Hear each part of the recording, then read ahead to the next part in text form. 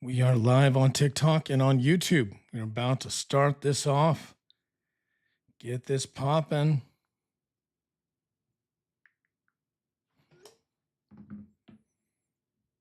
What's up, guys? Just one momento and we are going to be on.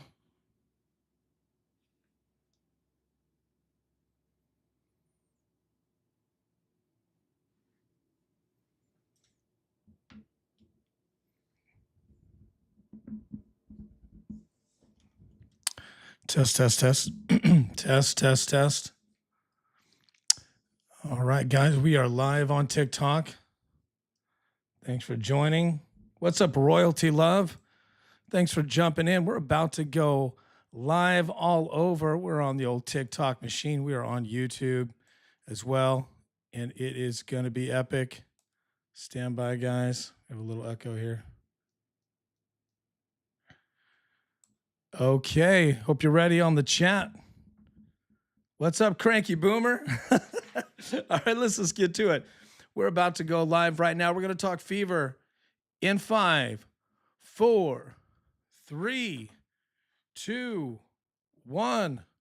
We are live. What's up, ladies and gentlemen? Thank you for joining me on the Jason J. Daniels Show. We're going to talk a little Fever basketball. What a great night this was for the Fever. They smoked the Suns. They eclipsed the Suns. They routed the Suns, whatever you want to call it. We're live on TikTok right now. I already did my gift. You already did my gift goal. Desiree, you're amazing. Thank you so much. See, pretty easy. I had one gift or two gift goals, right? The GOAT gift. Guys, thanks for joining me. We are getting everybody queued up on TikTok. Thank you, guys. It's a little late out there on the East Coast, but I finally got on. We have multiple digits of people on the old TikTok, and we've got YouTubers joining me too. We're going to talk some basketball. Guys, I can see you in the chat. And speaking of that, we already see the hearts. Thank you. Let me jump to the YouTube chat. Here we go. And thank you for the hearts. And by the way, guys, I got to open up the chat for YouTube. Here it is. By the way, I see somebody. Here we go. On YouTube, we got Get Up My Darling. I love that handle. What's up, Get Up My Darling? Hey, what's good? What's good is the Fever are on a 3-game winning streak, and I'm here to talk about it. Man, Sophie came up big. She blitzed them. She just blitzkrieged them. Am I saying that right? She hit them hard. She came out like a veteran should in the fourth quarter off the bench, gave the offense she needed, gave you some coast-to-coast defense. She was electric, man. Caitlin was loving it. Caitlin even got in trouble. She always gets in trouble. She's in villain mode. We're going to talk about that. Again, my name is Jason J. Daniel. We've got some folks on the chat right now on YouTube and also on TikTok. We're live simulcasting. It's been a really fun week for me on lives and on videos. It's crazy, man. The Fever videos and TikToks that we've been doing, lives have been blowing up. Thanks for the hearts, guys. I appreciate that. We're almost to 500 hearts, and we're getting folks queued up. Thank you for watching. My goal today on TikTok for new followers is 9. We need 9. It's insane, man. I'm almost at 10K on TikTok.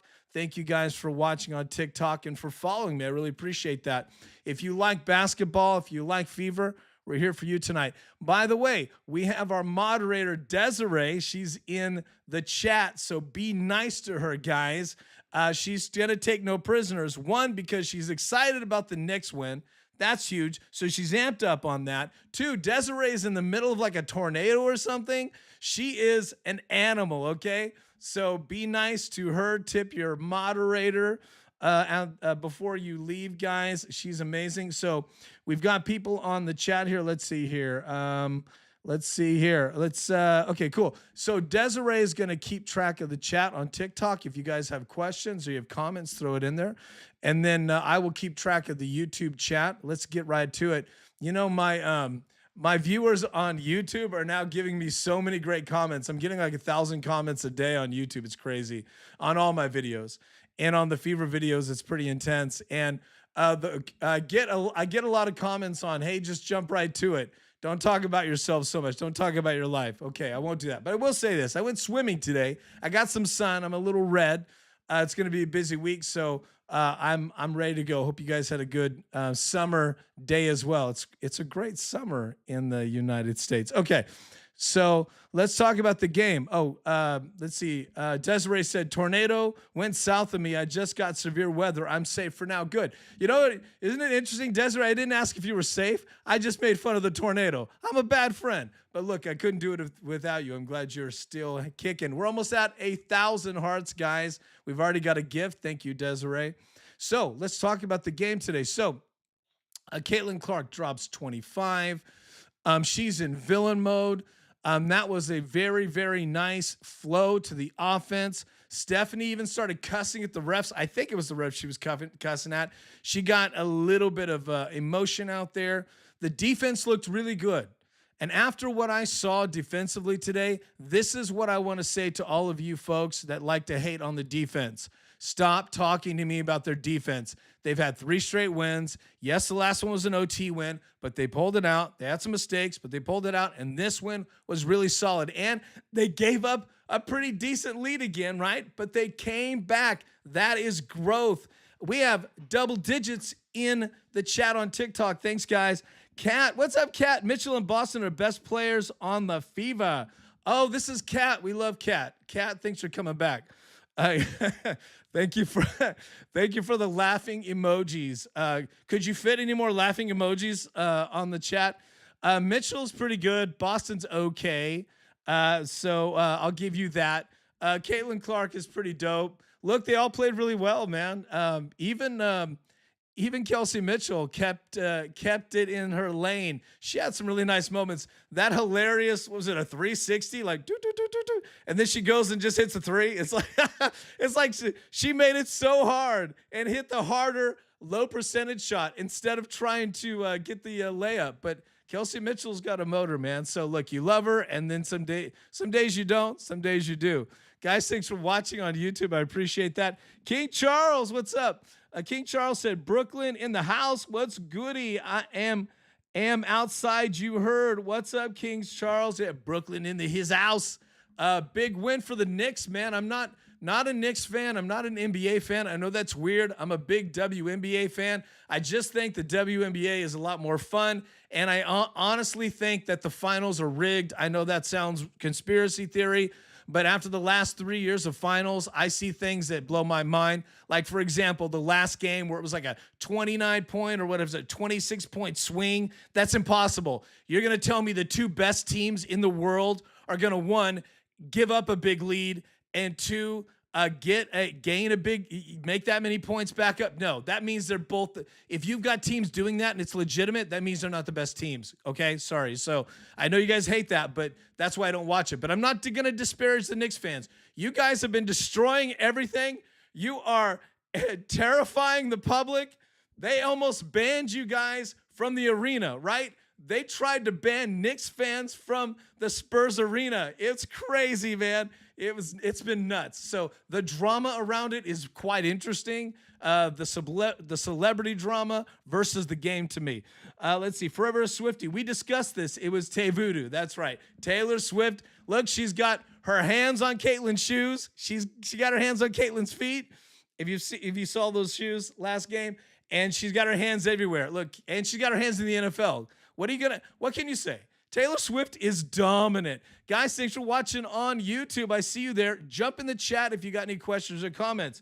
King Charles, I'm glad you're here. Let's see here. Look, we've got Eye of the Dead join. Thank you, guys. Thanks for watching. It's a little late on the East Coast. I know it is a little late, but look, big sports day. A lot going on. World Cup. You've got the Fever. That was good. You've got, I think there were some other WNBA games, and obviously you have the finals. So thanks for joining, guys, late. I am in California, so that's why I got more energy. So back to the game. I'll just give you my assessment right off the top, right, of what I liked about it. Fever now have a few games over 500, and that is wonderful. For those of you, you know, let me just jump out and say that I have a lot of younger folks watching and folks new to kind of basketball. Then I have kind of an older crowd. I look at my demographics, and they are new to basketball too, because they're into the Caitlin Clark thing, or they're not kind of hip to everything. So sometimes when I get into the lingo, I have to kind of clarify it. So forgive me if I say things like they're at 500, above 500. I'll break that down for some of you. That means that they're higher than even, right? If you're 4-4, you're 500. So percentage wise, so that means they're above average, which is good. But I think they're now in the 6th spot playoff wise with this win. At least Commissioner's Cup, they're looking good. So that's good news. Everything is copacetic, man, and peachy. Let's see here on the chat. Let's see here. We have Desiree. Thank you, guys. Desiree's always taking good care of me with the gifts. By the way, guys, Desiree's the goddess of the chat. She'll take good care of you. We do not have a moderator on YouTube. I guess I'm the moderator of that chat, but it doesn't get as crazy as TikTok. So, guys, if you have questions, jump in, man. Give me your comments. We are at 2,259 hearts. Thank you. We're double digits on TikTok. So back to the win. It was interesting. Frankengrinder was finally I was finally able to see Frankengrinder play. Why do I call Brittany Grinder Frankengrinder? Well, I mean, come on, look. All right, it's pretty obvious. She is a giant beast. Did you see when she ran through Caitlin Clark, and then Caitlin falls down like Caitlin gets the foul? I can't do with these refs, man. Let's talk about the technical. I will talk about the technicals as well that Caitlin got. She's in straight villain mode. I'll explain why one was not a fair technical. The other one was fair. Okay. The delay of game was fair. Sorry. I'm getting tongue tied. So back to Brittany Griner. She had a wrist injury, but she came back. Guys, the live is being filtered. Some of your comments, just be chill, okay? Desiree is going to be on top of it, but also TikTok will filter them too. I just got a notice. So Desiree, it is 0 tolerance, okay? Whenever I get those messages, we got to go 0 tolerance. So if anybody is being nasty, just get rid of them. Wahoo, what's up, baby? He is also has moderator powers. We love Wahoo. So thanks for joining, my friend. The viewers on YouTube are stacking up. Thanks for watching, guys. I know it's a late one. So back to Brittany Griner. Look, she's the only person who's ever beat Vladimir Putin, okay? She went into the gulag for some weed and came out. Joe Biden brought her out. She's seen presidents, okay? She's seen presidents of Russia, presidents of the U.S. She is an American icon. But I still love to call her Frankengrinder because she's like lumbering through the lane. So she runs through Caitlin Clark, right? Caitlin hits the ground and she gets the foul. What's going on, man? The W, look, I felt like the first half of the game was officiated great, and then the second half, these cats just lose their mind. Or maybe they got a call at halftime, hey, you can't help Caitlin out here, which is a joke. We'll talk about Caitlin's propensity to get wild. That's getting some criticism of her complaining all the time. Just get out of my face with that shit. I want her to complain every single play. That's what I want to see. I want to see villain mode. If Caitlin Clark does not get the attention of the refs, she's not going to get attention. So let's just go. If you're going to get technicals, just fucking earn it. I love what I saw. Earn it, earn it, earn it. Stop acting nice, Caitlin. Everybody's giving you shit for being you, so just be mean villain. Be villain goat. Let's see here. Forever Swifty is taking care of business. We're at double digits. We're growing in the chat. Thanks, guys, on the old TikTok. We're at 3,000 hearts. I appreciate that. Guys, if you're new, please, on TikTok, please consider following me, because I'm trying to hit 10K. And if I hit 10K, I can just get things bigger and better and brighter. And I'm 9. My goal tonight is 9. We need 9 new followers. And on YouTube, we've got folks in the chat watching. Thank you. So Brittany Griner rolls through Caitlin. Caitlin's in full villain mode. Let's talk about the villain mode. I really enjoyed seeing Caitlin just kind of like having fun, sticking the tongue out. What did she hit? 4 threes? I'll have to look at the stats, man. I'll pull up the stats right now. She had a really, really great game. 25. I don't even, somebody tell me what the assists were. I didn't get a chance to see the assists. She was killing it, man. 25. She came out strong. I think scored the first 5 points, then hit a 3. I think she had the first 8 points, or her and maybe it was Kelsey, but she had the majority of the points in the first quarter. You're noticing that Stephanie White is not pulling her like she was. Here's another thing I noticed. What's up, KT? No, you said. Sorry, 5 assists. Thank you. Thank you, chat. Love this chat. Jay Waka, 5 assists. Somebody said no. Bless them, yay, man. Somebody said no. Thank you. Thank you for bless up. That's up. Bless up. That's right. I'm not sure what you said no to. My apologies. I'm missing that. So I obviously a lot going on. The viewers are growing on YouTube too. So thank you guys. So villain mode. So Caitlin, I'm just saying, just go mean, go big, go mean.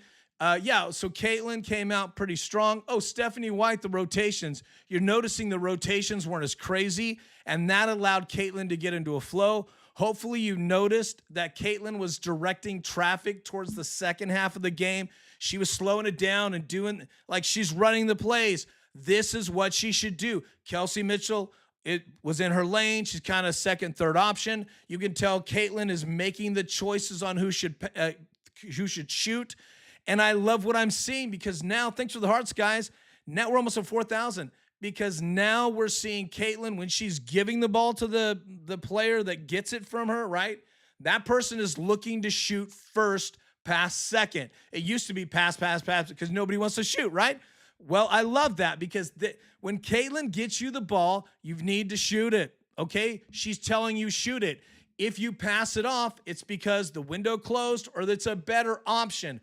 That happened twice in the game where Caitlin gave it to somebody who was open, and then they pushed it for a 3, and that 3 was executed. I can work with that. It's a little too much passing, but I can work with that. That's the Fever style. They were playing really well, but there's one thing that I didn't like, and I'll tell you about that.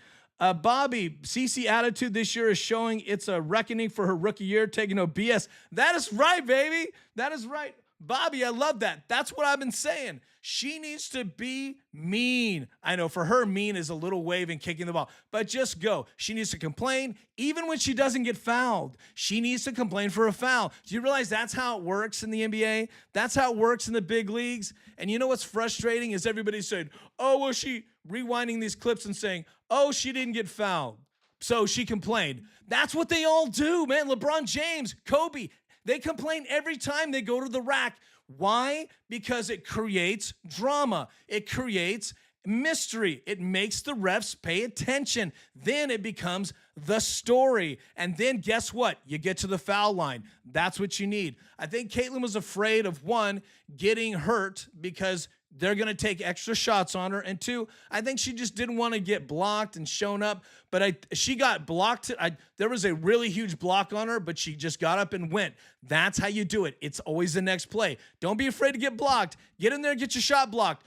Somebody will get it back to you. I'm okay with that. You guys are amazing. So Caitlin had 25 and 5 assists. Good night for Caitlin. She is looking at MVP, by the way. She's looking at MVP conversation. You know she's going to blow it out of the blow out the roof on the All-Star vote. So you know she has that in the bag. I mean, you're all going to vote for her 65 times, because who doesn't want to see her starting, right? She might start. If she comes off the bench in the All-Star game, that's fine. That's going to be interesting. I'm looking forward to that. But she's in villain mode now. I really appreciate that. I need her crying for fouls. I need her crying. I need her complaining. I need to see it. Why? Because it really creates more friction, and it will get her to the line. Speaking of the line, Aaliyah Boston missed 3 free throws at the line. That's unacceptable. She had a 3-point opportunity. She missed all 3. That is a problem. I have to tell you, the one thing that's been killing me with this team, didn't Caitlin miss 2 or something? Yeah, she missed 2 in the overtime. You can't miss free throws if you want to win anything. I'm not going to talk about championship team anymore like I did earlier because they're not in the conversation at this point. They could get there. They're going to have to rebuild this rickety ship. But you don't miss free throws if you want to get in the playoffs. You just don't. Now, this league is pretty easy to get in the playoffs, honestly, because there's not a lot of teams. There's a lot of slots. But look, you could go and you could tank it. It's not a guarantee. Right now, I think they're on the bubble with 6, maybe in the 6 technically right now. That's good. That's all good. It's all looking up. But you can't miss free throws. That kills me. Bobby, the Iowa CC had a lot of attitude, and that's what makes her game great. Hey, I agree, man. I agree. We need to get back to I think she's trying to get back to those days. Now, here's the difference with Iowa and here now. I'll tell you this. Grinder should checked her. Grinder shoulder checked her on the screen. That's right, Gina. Brittany Griner, Franken Griner. She's walking through, lumbering through. But man, she has got a sweet hook and she can shoot that ball. And I like to poke fun at Franken Griner, but I really love her playing. I like the matchup with her in Boston. I feel like Boston really elevates her game when she plays against good players that know the game. Boston's been playing against a lot of forwards and centers that are just terrible, and they're just cheating. They're holding. They're doing extra physical stuff because they can't compete with her. So it's very frustrating to her. Tonight, she got a chance to play against an all-star, like an 8-time all-star or something. So that elevates her game. I like their jousting. I think they respect each other. That was a lot of fun. But Aaliyah's got to hit those free throws. Caitlin's got to hit those free throws. Didn't Kelsey Mitchell miss 2 free throws 3 games ago? Like, this is an epidemic, and you have to understand with free throws, a team will go with that virus. Free throw missing is a virus, or missing free throws is a virus. Maybe that's the best way to put it. But when people start missing free throws, it gets in your head. So they need to have Stephanie White work on those details. Let Caitlin run the team. Coach Caitlin, let Caitlin run the team. Gina says AB needs to stop being a linebacker and square up and hit the board. I have to say, Aaliyah Boston, I love that. Aaliyah Boston actually plays really well on the boards and also offensively. It's interesting because when I sometimes think she's not having a good game, then I look at her stat line and her stats are really solid. I think what is going on is when we see the camera focus on her, it's when she maybe is struggling. And also, she might be more efficient than you realize, right? Sometimes the folks that have the most efficient games have great numbers. We just don't see it because they're not, creating histrionics. But during halftime, though, did you see Aaliyah? I did a TikTok on it. She went and started talking to the ref, and she was like doing all this, like, it was like so interesting. And she was like, her eyes were like big. She's like, and she was just like she's like very tall over the ref. And it was very interesting. You got to check out my TikTok on that. So, Boston, Sophie Cunningham, Lexi Hull, Kelsey Mitchell, obviously Caitlin Clark. Raven might have this potential to take over a game. Think about that. You have a lot of game changers on this team. They just need to figure out how to listen to Coach Caitlin, okay? So I love seeing Caitlin coach. Caitlin was calling the offense, and she was bringing the ball up slow. That is a strategy. She was able to read the defense, and she will deliver the ball to you. She had some insane passes, man. Gina said she had too many fouls when she used the shoulder. The refs even say her to stop. Okay, as far as her shoulder is concerned and the elbows, I'm not going to – first of all, I don't think she has bad placement on the shoulder and elbows, but I will agree with you. It's a problem if you keep getting fouls, right? So you got to make that adjustment. She's not technically incorrect, but that's just the way they're calling it. So that's what pros do. You got to change up. Also, she's getting leaned on very heavy. So I think when it's time for her to shoot, she's trying to get free, right? But she's got to that just takes more repetition and practice. By the way, I feel like Caitlin's putting a lot of work in. I feel like I saw that today. Those threes were automatic. She was lighting it up, man. And they were deep threes, man. Thank you guys on YouTube. By the way, let's reset. We're talking about the Fever. We're simulcasting. We're on YouTube right now and TikTok. Real Jason J. Daniel on TikTok.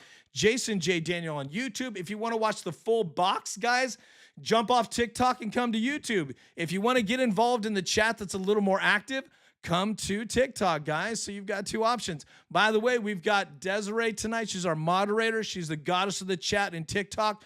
Don't mess with her. She's fighting a tornado right now. She's not in the same state as I am. We're at double digits on TikTok. Thanks, guys.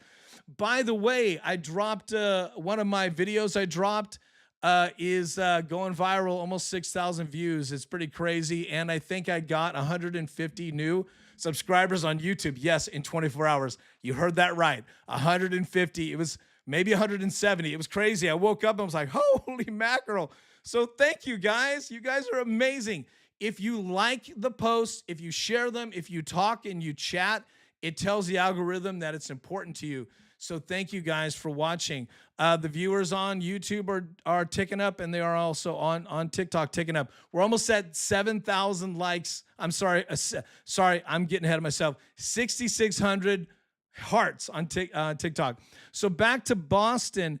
Boston is looking very solid. She could have, she definitely will be an all-star, which we love. She is really focusing on having her game get better. The announcers tonight were saying that she's been putting a lot of work in, and I love that. Caitlin has the ability to help bring anybody in to help her team. They just need to want it. And Aaliyah Boston, don't forget, she's one of the highest paid members of the team, and she's a first-round draft pick. So she's playing really well. She's had a very good stretch of the last, this is her fourth year, I think, or something. She has really had amazing numbers, and she's earned it. So I do think she's a little rough around the edges when it comes to playing under the hoop, but it's a tough game. You got to figure it out. You're traveling, you got different teams. Everyone's trying to take you out. Look, they're coaching against you. She has to just continue to do what she did tonight, which is try to work the refs and be very technical. Cunningham killed it in 1 minute, 50 seconds. Was it 12 points? Thank you, Gina. I thought it was 10, but yeah, because I was like, was it 10 or 12? That was amazing. Thanks for bringing that up. That's why she's in my graphic along with Caitlin and the big red goat. You know, the goat is like always the shadow, right? The goats. Is Caitlin the goat? Is she not? Like, that goat's always in the conversation. So look, Sophie came in intense, man. That was beautiful. That was beautiful basketball. And when I watched it 3 times, I watched the fourth quarter 3 times, and Sophie was just in the zone. And when you get, and Caitlin ID'd it, and the rest of the team did too. When you get a player that hot, that rested in the fourth, and that intense, feed that player the rock. And that's what they did. And I loved it. She was everywhere, man. Look at what she did. That was like a Kobe Bryant, Caitlin Clark, LeBron kind of thing. Jordan too. Great. Like, there's all these, so many legends. That is not easy to do. Coast to coast, draining threes, hitting open looks. Was it 3 threes or something like that? She was just fearless, and that was exciting. And they were focused, and then when the whistle hit, they were excited, happy. Seeker 5, I live in Houston. We're going to be terrible next year. Yes, did you guys that? Hey, I'm glad you brought that up. So the Connecticut Sun, they're moving to Houston. Texas, yeehaw! By the way, I will be in Dallas in 2 days. In 2 days, I'll be in Dallas on business. So I'm a world traveler, baby. I love me some Texas. I've been to Texas a number of times. I used to do lectures there for my business. And yes, that's right. I had a crowd of people that waited for me to show up, get off the plane. So I'm going to do some stuff in Dallas. So Houston, actually, I've been to Houston. The people in Houston were incredible. But look, I think Houston will be okay. It just depends on, the kind of talent they can get. Look, you're going to get more talented players in Houston than you are in Connecticut. Trust me. I think the arena only holds 10 or something, 1,000 or 9,000.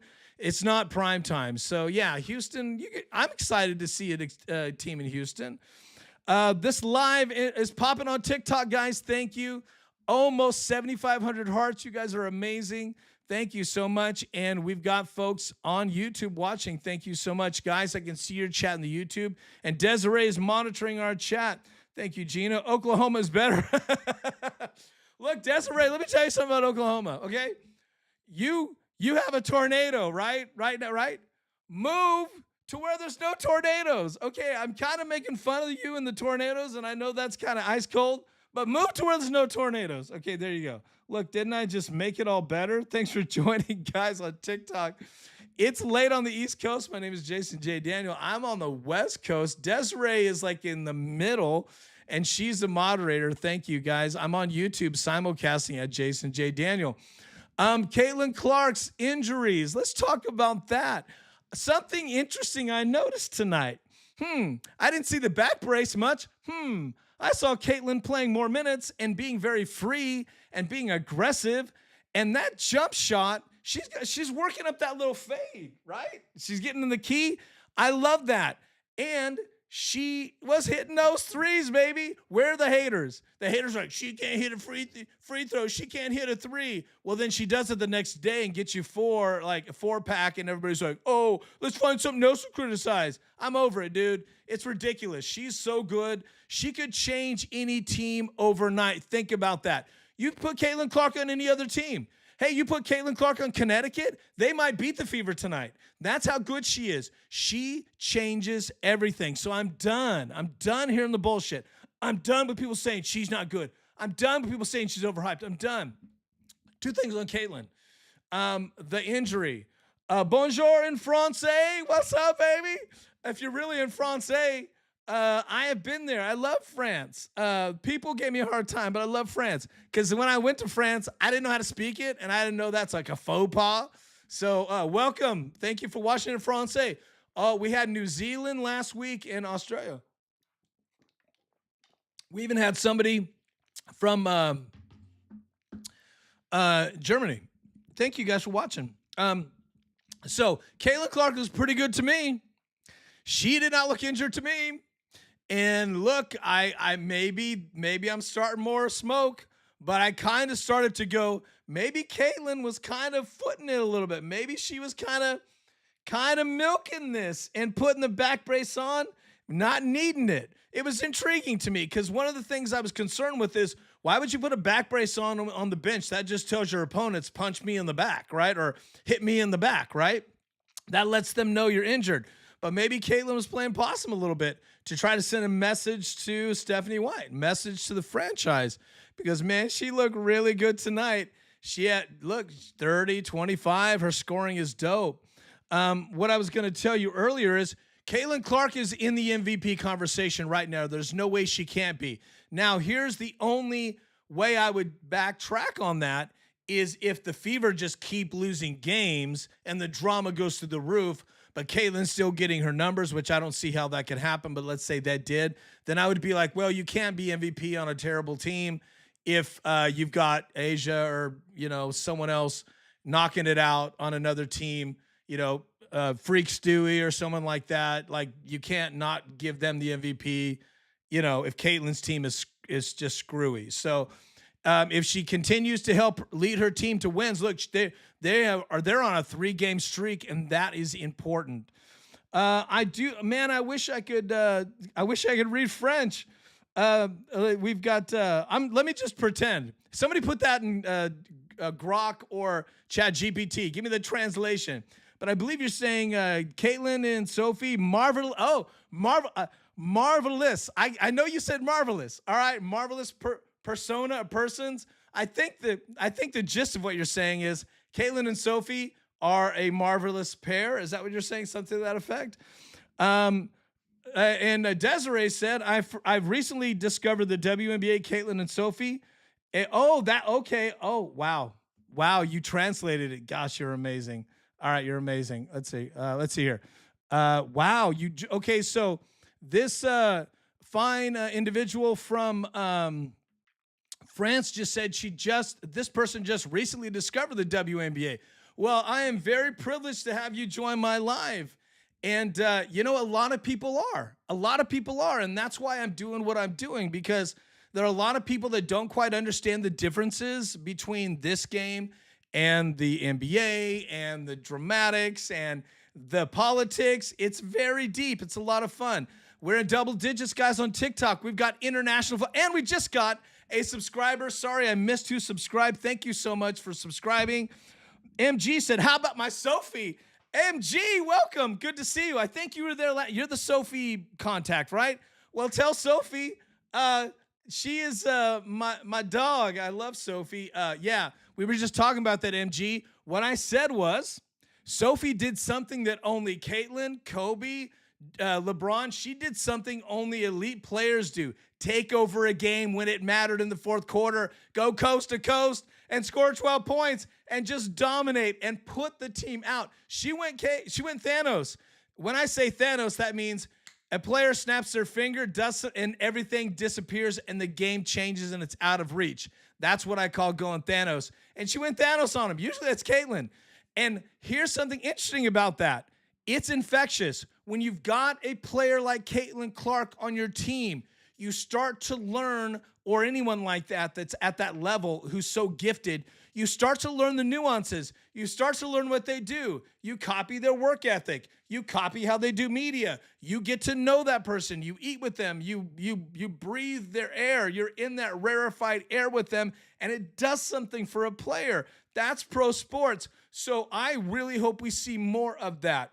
More of someone, when the time is right, taking the game over. And look, Caitlin and Sophie really have an amazing chemistry on and off the court. And what I was saying in my earlier videos about maybe Caitlin leaving, Sophie's on a 1 year. And what they did was insulting, and she only stayed for Caitlin. When you sign a player for a 1 year after they had a huge year, you're telling that player you don't want them. Sophie knew that. She had other offers, but she said, I'm staying with Caitlin because she knows the future is Caitlin Clark. And everyone that comes out of college, they're going to be copying the Caitlin Clark strategy. The agents, they're all going to be copying that. Trust me, she is the wave. She is the future. And Sophie knows that. She's a veteran. She's very, very wily. She's smart, and she's so talented on the court, talented in other sports as well. So I cannot even sing her praises enough at how much of an incredible personality she is, how open and transparent and free she is. She podcasts. She just posted, was it Sports Illustrated swimsuit issue. She's a model. She's a fashionista. She's hilarious. She's just amazing, and I appreciate everything about her. Have I said enough? I'm in love with Sophie. Don't tell her that. Don't tell her that. Sophie needs to get that tennis elbow. Bobby B. Bobby, thanks for hanging in there, Bobby. Bobby, you've got some good contributions. Thank you. By the way, we're in double digits on the old TikTok. Bobby says Sophie needs to get that tennis elbow more often. I know, right? That's what I said. In fact, I work on my TikToks while I watch the game, obviously, and so I work on them. I let them marinate. I have a bunch of drafts, and it's funny you said that because one of my TikToks, what I said in my TikTok was, because I was doing some voiceover, was Sophie needs to take an elbow break all the time, like take a day. I was like, you can play every other game if you're gonna bring that. That was dope, man. And we've got and then so our amazing new friend from France says some things I can't even guess because I don't know French. But we've got our moderator who's Desiree's amazing. Look at that. Desiree and the moderator. I'm sorry, Desiree, the moderator, and our friend from France they're hitting it off. Okay, so Sophie. There it is on Sophie. Look, Sophie knows what she's doing. She's crafty. She's a good businesswoman. Look at the position she's in. She comes off the bench, and what's great about her is she has no ego. She comes off the bench, and she really delivered an incredible moment of contribution that could really project them through the next couple of games. I mean, that is a huge thing to see one of your players that you know can do it, right?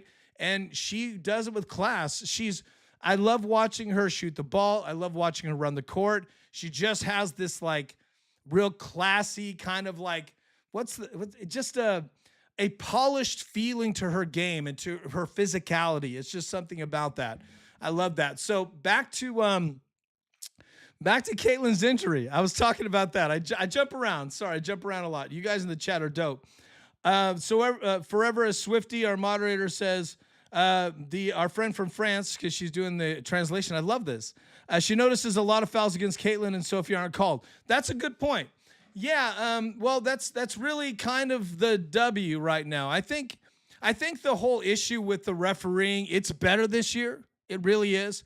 But I guess a lot of these refs like don't it's like not even a part-time job. They get paid like a contractor fee. It's like $100. It's not a lot. There's no real training program. Like they get certified. It's bad. It's bad, bad, bad. Because they've never needed to be on this stage before. They've never needed pro referees. The world is watching, and we know fouls, right? We know what that is. And so it's a big drama about it. One example I'll give you, and I agree with that. They're not calling enough fouls. Look, if they called fouls like they should, they're getting better. But if they called the fouls like they should, the Fever, I think, would win most every game because a lot of the way that teams take advantage of the Fever is roughing them up. But they're getting better. The Fever, they're getting tougher. But you rough up the other team, and then they just get discombobulated, and then they start looking for fouls because they're getting fouled all the time. They won't get the calls. It just is a self-fulfilling prophecy of defeat, and you're out of the game pretty soon if you don't just move through it and get physical against the physical, if that makes sense. So with the referees, I'm noticing they're much better. But here's an example that was so frustrating to me tonight. When Caitlin she always gets hooked, right? When you can't hook a player when they're driving. That's a foul. So they never called it last year, the year before. Now they're calling half of the time. So that player from, I think she's from France as well. Her name escapes me, but she was on Caitlin most of the game. She got into foul trouble towards the end. She hooked Caitlin. They were coming around the bend. Caitlin gets the foul, which is a good call. That the coach of the other team did a challenge on purpose because he's trying to frustrate Caitlin. Because that guy is a really dirty coach. He is. That's a dirty team. So they go through this whole 5 to 7 minutes of wasting our time. Or the referees are like, looking at the replay, like, what's a foul? I'm like, you motherfucker. Come on, man. You don't know what a foul. You don't know that's a foul? It's ridiculous. And when they come back and like, it was a foul to confirm it, I'm like, this is bullshit. They need to make a rule change where, and I hope they will this year, where there's only certain things that you can challenge. The NFL has this. If the NFL didn't have that, they'd be challenging every play, and that's what teams do to get an advantage. So these coaches will challenge something they know is an obvious foul to give their team a timeout and to frustrate Caitlin. It's just bullshit. You should not be able. There's certain fouls in the future, I hope, they outlaw that you can review them. It's just a waste of our time. It really slows the game down and kills the rhythm for the teams. These challenges take way too long. Bobby B says that's why those technical calls on CC is important. They're helping her to get the call. 100%. That is a strategy. So back to Caitlin's injury. Caitlin is looking good to me. She's fine. If she gets injured again, I'm assuming it would be a really bad thing, so I don't want to see that. But on the flip side, she's looking healthy. Let's get glass half full here. She's looking so healthy. Guys, thank you. I see you on YouTube. Thanks for watching. We're in double digits on TikTok. Thank you. She looks so healthy, and she looked really good. She looks happy. Who knows? Maybe they'll make this work this year, but I love what I saw. So, Bobby, you said technicals. I want to talk about that. Seeker says, Grok says WNBA officials make $1,500 to $2,500 a game. Maybe this year. Last year, they weren't making that much up. But let me be fair to you. I read it online, so I could be totally wrong. You could be totally right, but Grok could be wrong too. Who knows? But let's say they're making $2,500 a game. Give that money back. They're terrible. They need better refs. That sounds kind of high to me, but I could be wrong.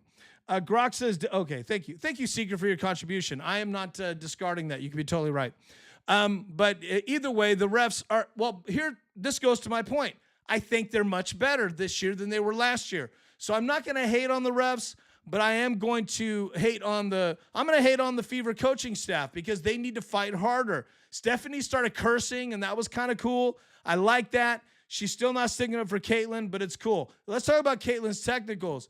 The ball kick technical is a total delay of game. You can't do that. I understand. Caitlin's like, what are you talking about? She did a little soccer thing. That's a delay of game. You can't do that. Now, to be fair, these coaches do shit all the time that delays the game. These challenges delay the game for 10 minutes. So a delay of game, which you rarely see in the WNBA,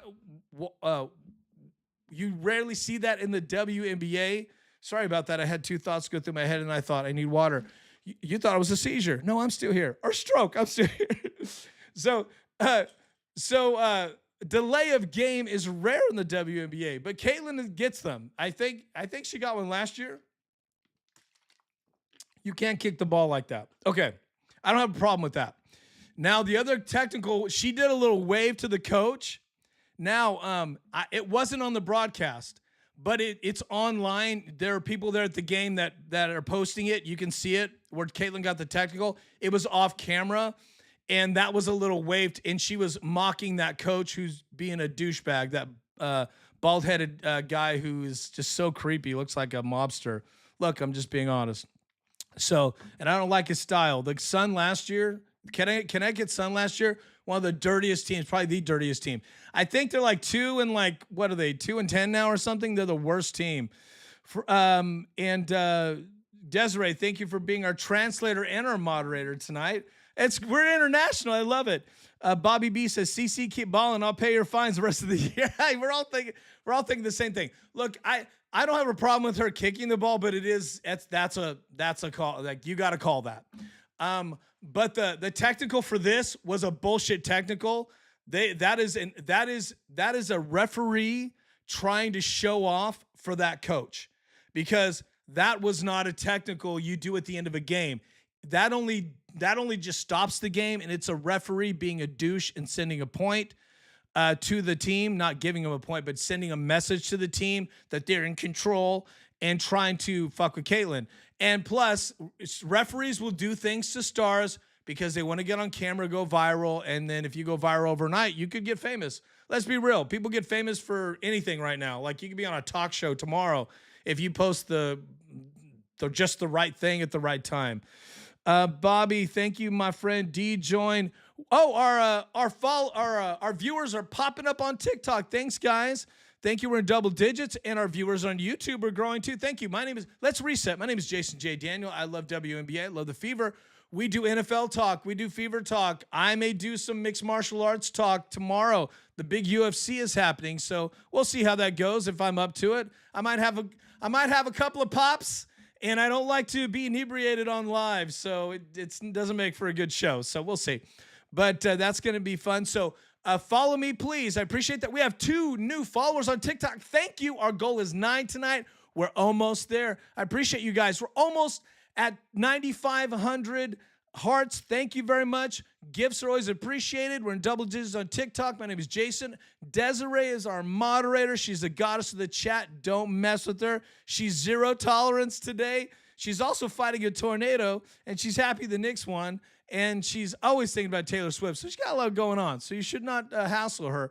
And we are live simulcasting on TikTok and YouTube. I am at Real Jason J. Daniel on TikTok. If you want to jump to that, YouTubers, the chat is a little more active. If you want to, if the TikTokers want to jump to YouTube, I've got a full screen. There's a graphic here. You can't see my graphics, but you can see it on YouTube. You can also, guys, rewind the YouTube and watch the archive. And that is going, those clips are getting seen. People are watching the replays. My numbers are blowing up. Yesterday maybe within a 24-hour period on YouTube, 200 new subscribers. So thank you, guys. It's crazy. It's crazy. Desiree posted, our moderator, Jason, our French friend, I think, is leaving. Say au revoir. Au revoir. Thank you. Am I saying that right? Thank you, our French friend. We appreciate you. Desiree is always taking care of business. She said au revoir. Am I saying that right? Let's see here. Who did I miss here? Thank you, guys. We are international. Seeker 5 said that's still not a lot on. That's right. That is correct. Still not a lot on the referees. They're not getting paid enough. You would think they'd be paid a lot more money. NFL referees are the best in the world because of the scrutiny, the training. They get paid really well.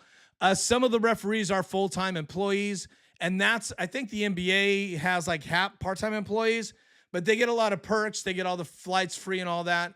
The WNBA referees, I believe, don't get a lot of things, and so it's just more of a hard knock life, and that's why I think that's why you see a lot of mistakes. Look, it's hard to coach ref these games. It's hard. I'll give them that. Let's see here, guys. Thank you. Oh, yes, and thank you for the follow, our friend from Francais. So we now another follower. Thank you, Angie. Thank you for following me on TikTok, guys. I'm trying to get to 10K. I'm trying to do what TikTok tells me to do. I get to 10K, they're gonna give me some love, and things will be better. I'm investing in my setup. I'm trying to make things better. And Desiree, by the way, our moderator, is amazing. You should tip her. Tip your waitress or your moderator at the door. Not a waitress, a moderator. Thank you guys for liking the live, man. You guys are amazing. We're almost at 10K. So a couple of more things that I noticed in this game.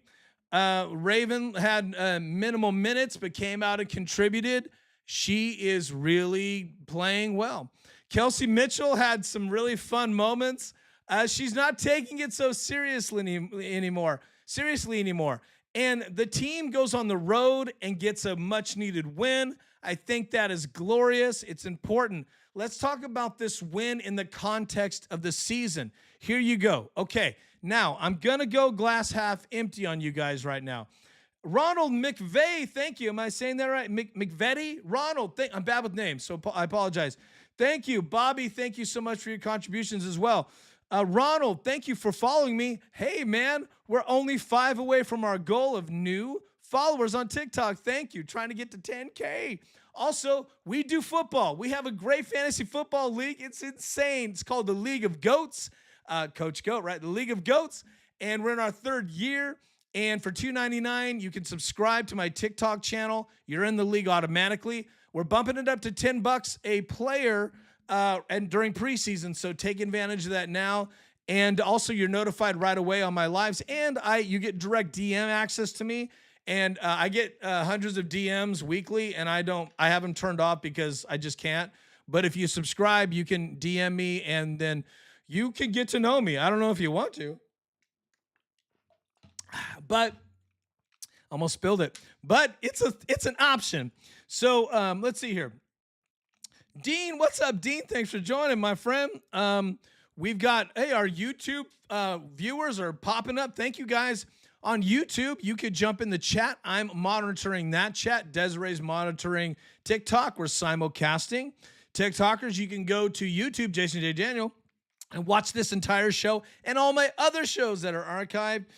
Let's see here. Oh, so, okay, let's go glass half empty. Okay, here's something. Oh, by the way, here's a good thing. I just remembered to say, Sophie Cunningham missed a game.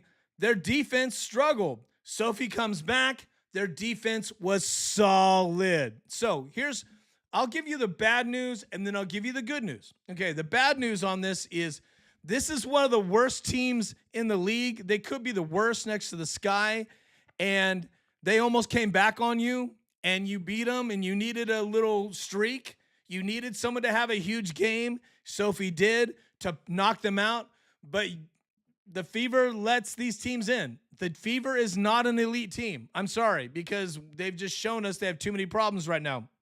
But forever. Oh my gosh. Sorry. Desiree said, I tapped at 10K. My fingers are hurt. Well, Desiree, you did it. Yay. Stop tapping. Don't hurt yourself. There's no comp. There's no comp plan. There's no workers' comp plan for TikTok. So thank you. You're amazing. I appreciate it. Look at that, 10K. So you guys have to do the rest. There are people on this live. You guys need to start tapping that phone. Get your fingers tapping. Get some carpal on it. Do it for the team. Take over the team. Guys, thanks for watching on YouTube. The views are going up. So here's your bad news, okay? That's a team you got to beat, and they almost came back on you. That's not cool. You beat them, and you're supposed to beat them, okay?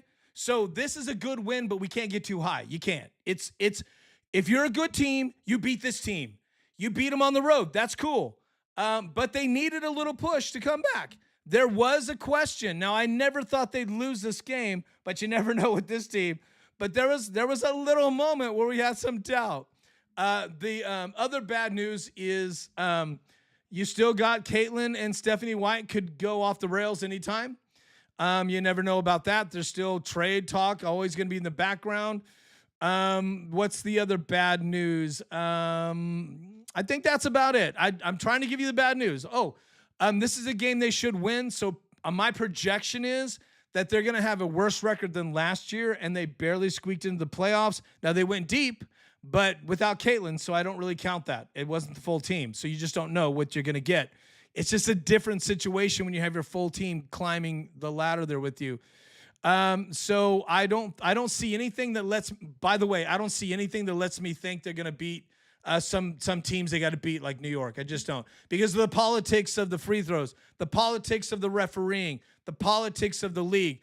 Look, they're fighting the referees. They're fighting another team. They're fighting their own coach at times because she's just inept. Look, there's no question she's inept. She's way above her. Her head's way underwater, or is that the best way to say it? She's in over her head because of the Caitlin situation. It's not typical, and she refuses to coach it as a not typical situation. Let's hope she figures that out. And so I don't see. There's a lot of problems. So this team could go off the rails at any time, have another losing streak, and I don't see. And you can't lose a lot of games here because you're over 10 games.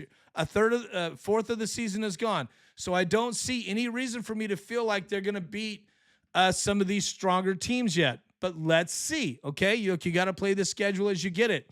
Now, here's the great news. You got a 3-game winning streak. That's huge. That is serious momentum. That's great news. Forever Swifty giving us some hearts. Secret 5 said, you're right, it's going to get tougher. Amen. Yeah, it's good to get high on a night like this, in more ways than one. But you can't just overthink it. Now, here's the great news. Sophie coming off the bench and lighting it up like Kobe was dope. That was insane. The amount of time she did that, the 12 points and just the impact, and put the Sun out, put them out. Caitlin was like getting technicals and fucking around. Like Caitlin was like, this is how it works. It's hard to explain this intangible point, but let me just work with me here. That's what you want to see. You don't always want to see Caitlin take over the game, though you want to.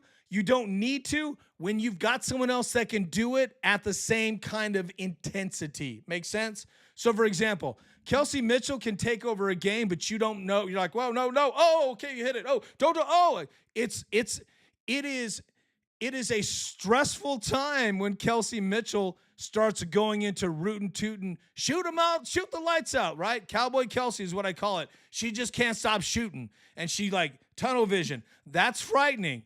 But what Sophie did was amazing, because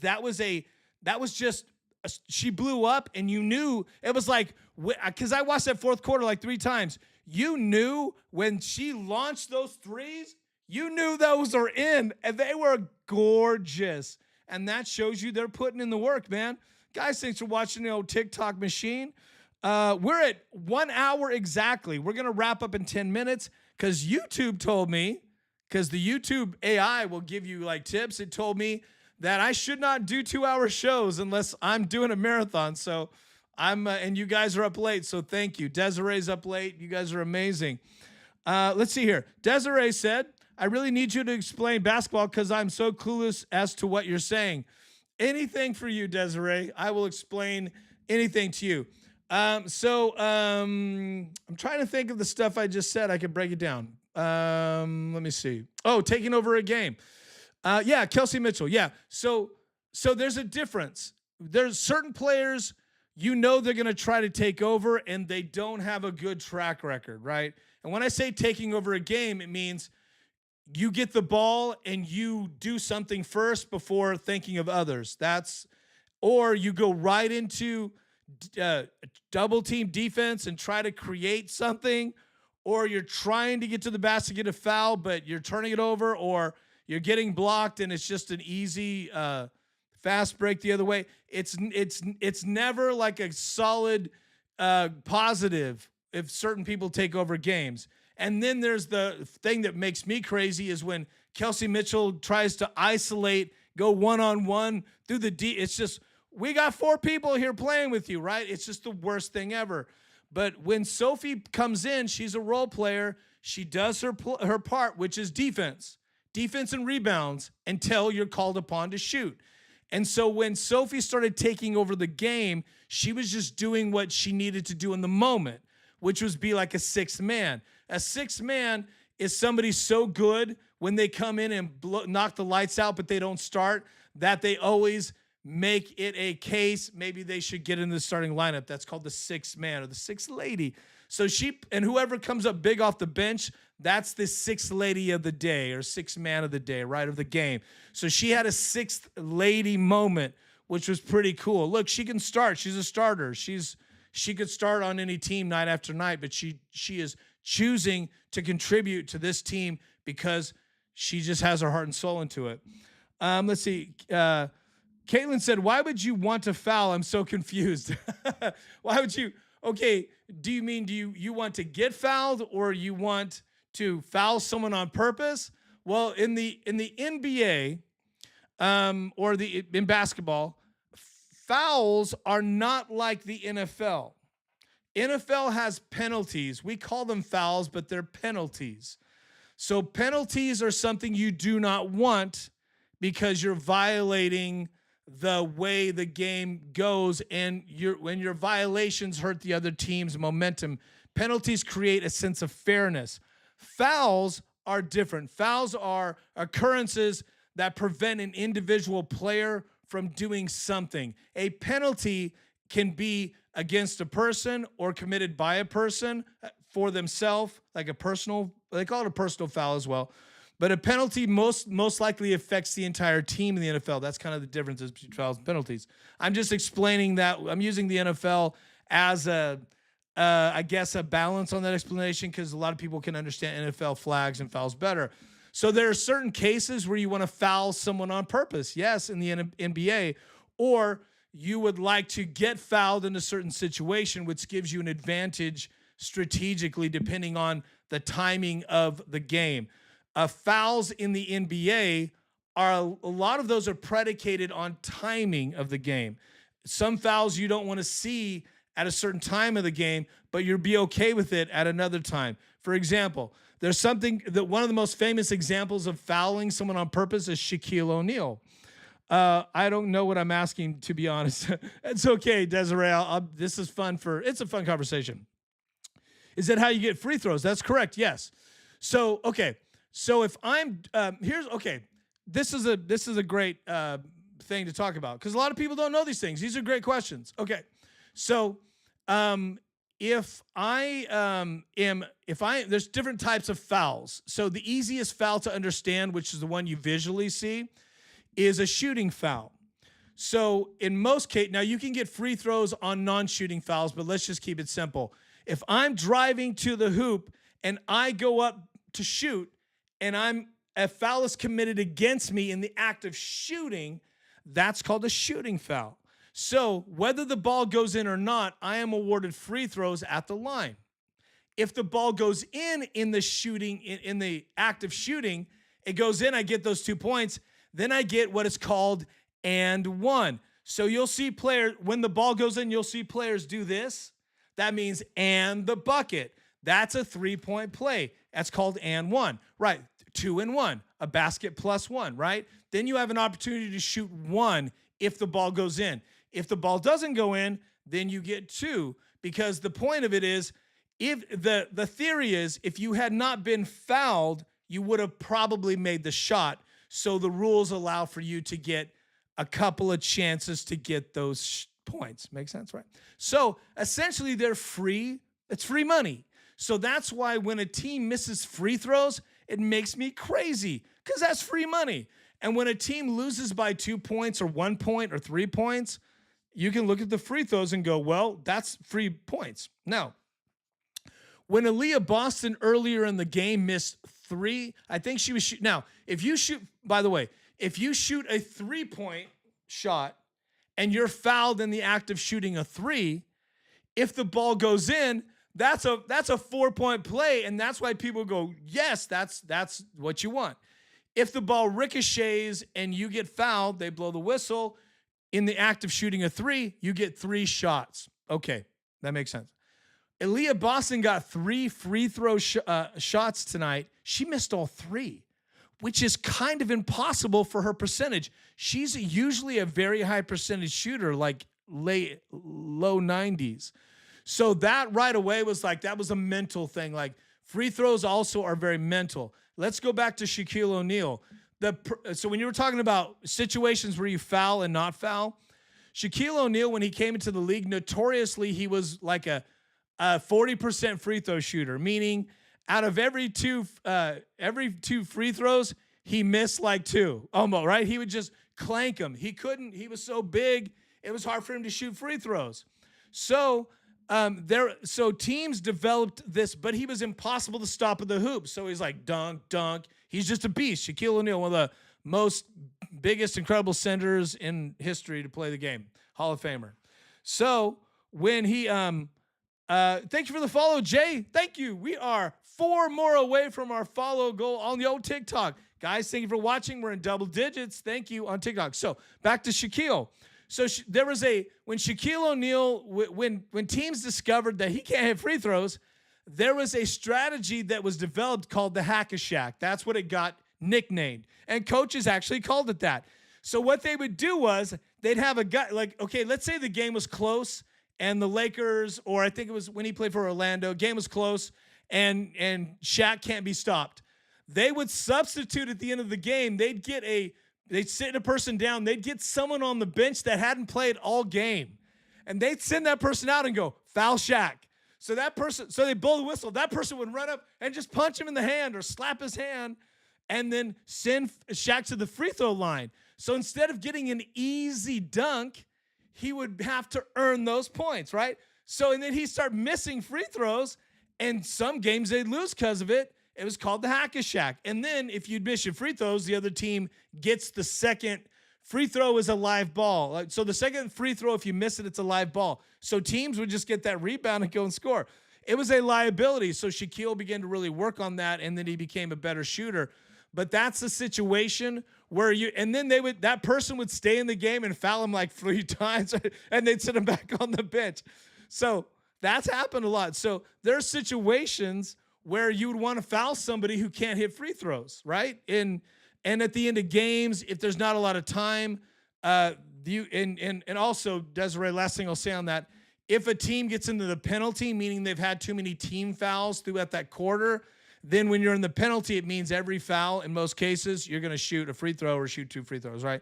So then it becomes a really difficult situation for the team that's in the penalty. So if you see that they write in the penalty on the scoring box at the bottom, that means the next foul could be free throws, but not every time, but in most cases it is.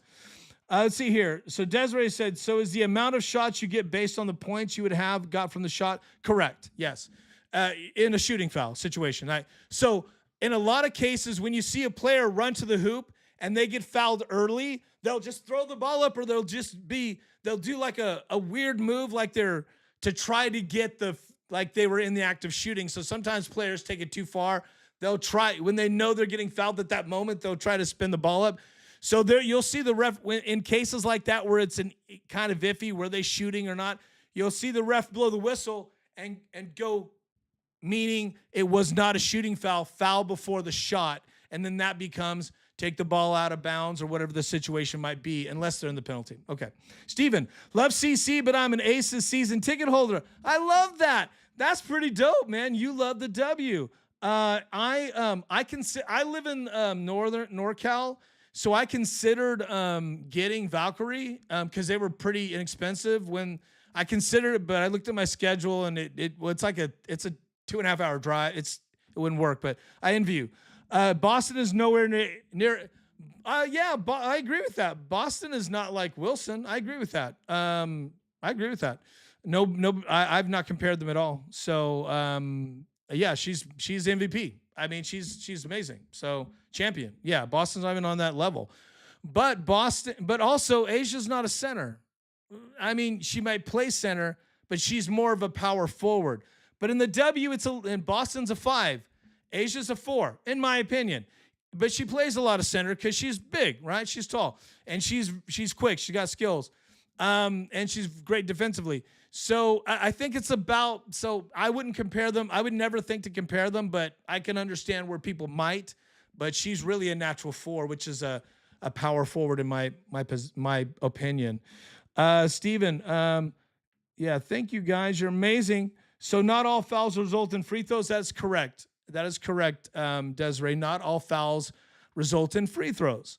Like, for example, when Caitlin is getting her arm, they're playing fucking Twister on her when she's trying to like dribble. It's ridiculous, and they call that's a team foul.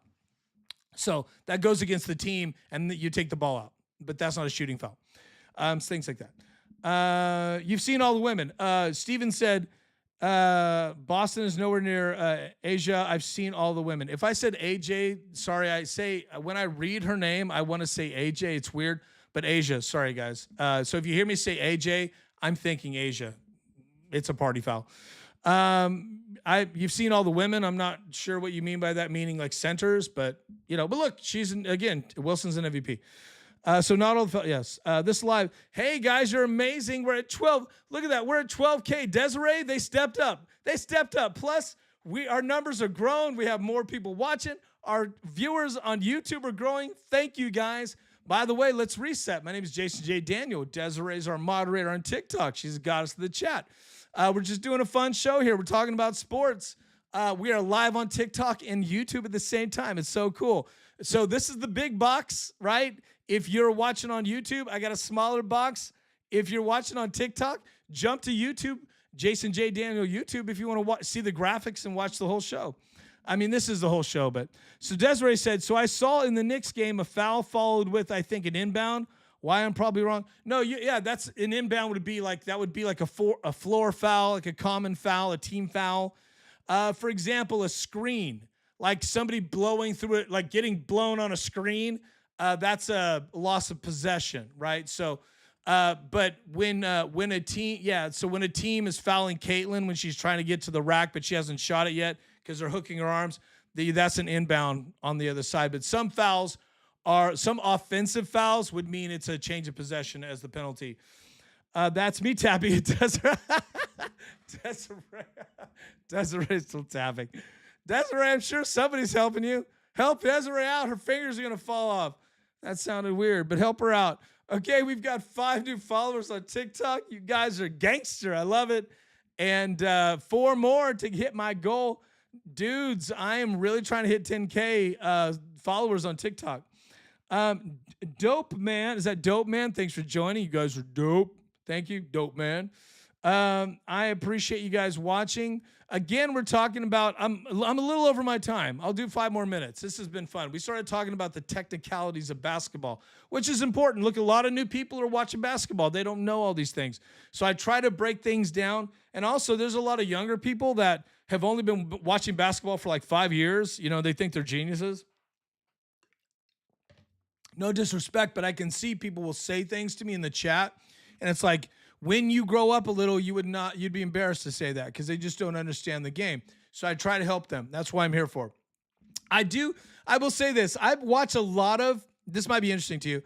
I watch a lot of people on YouTube doing reviews of games and breaking it down. Some people are just so good. And I'm like, wow, I just like to talk about it. Some people actually do like tape breakdown and they're in the corner. That's a lot of work. I don't have that kind of time in my life. That's why I go live and it gets posted because I don't have a lot of time to do editing and stuff. And I will hire somebody one day, I suppose. But my point is that I'm trying to watch what people are doing. But what I did notice is that I offer a different alternative style of delivering the games. My style is very different, so I embrace it. And so for you guys that are watching and follow, I really appreciate that. I understand that what I do is not typical of a lot of the folks that talk about the WNBA. I'm not typical. So I appreciate that I offer a different kind of conversation that is more high level. I add history to it. I get into the technicalities of how things go, the politics, but I don't break down like X's and O's like some of these cats do, which I really love. I'm working on actually bringing some guests on, which will be a lot of fun. But I'm not sure how to translate that to TikTok. I could bring them on YouTube. There's so much. I'm like using 2 apps. It's crazy. I'm using 2 softwares. By the way, you should tell Desiree thank you because it's very difficult to do this. And she does something very important to the broadcast, which is she keeps the chat clean. I just put 2 words together. That could have gone wrong. She keeps the chat clean. so that it can be a fun show. And we've been doing this for what, 2 years now. So she's very good at this.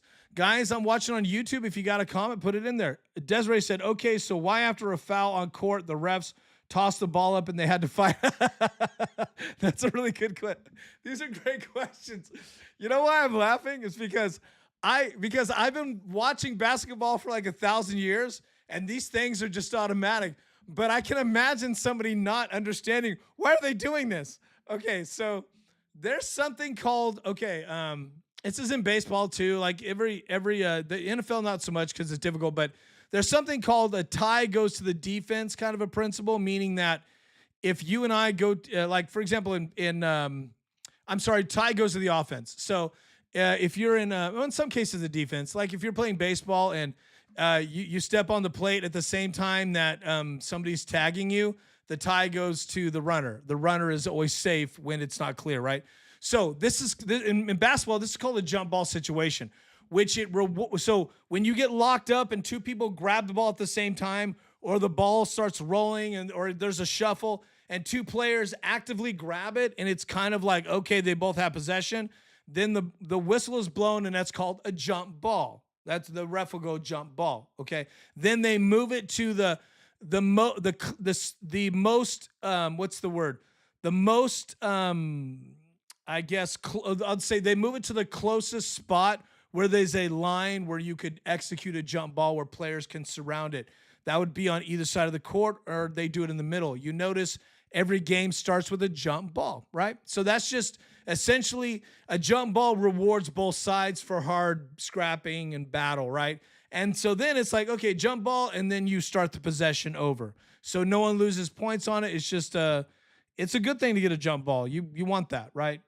Let's see here. Seeker, there you go. Seeker, okay, Seeker's helping out. Awesome, I like that.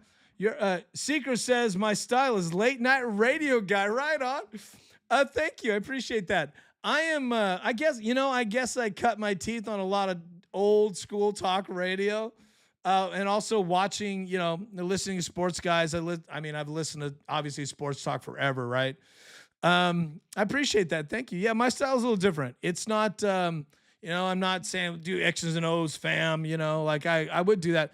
Like if I had the setup and I had the time, I could break down plays. Now I do that on TikTok, by the way, guys. You can see my TikToks as well.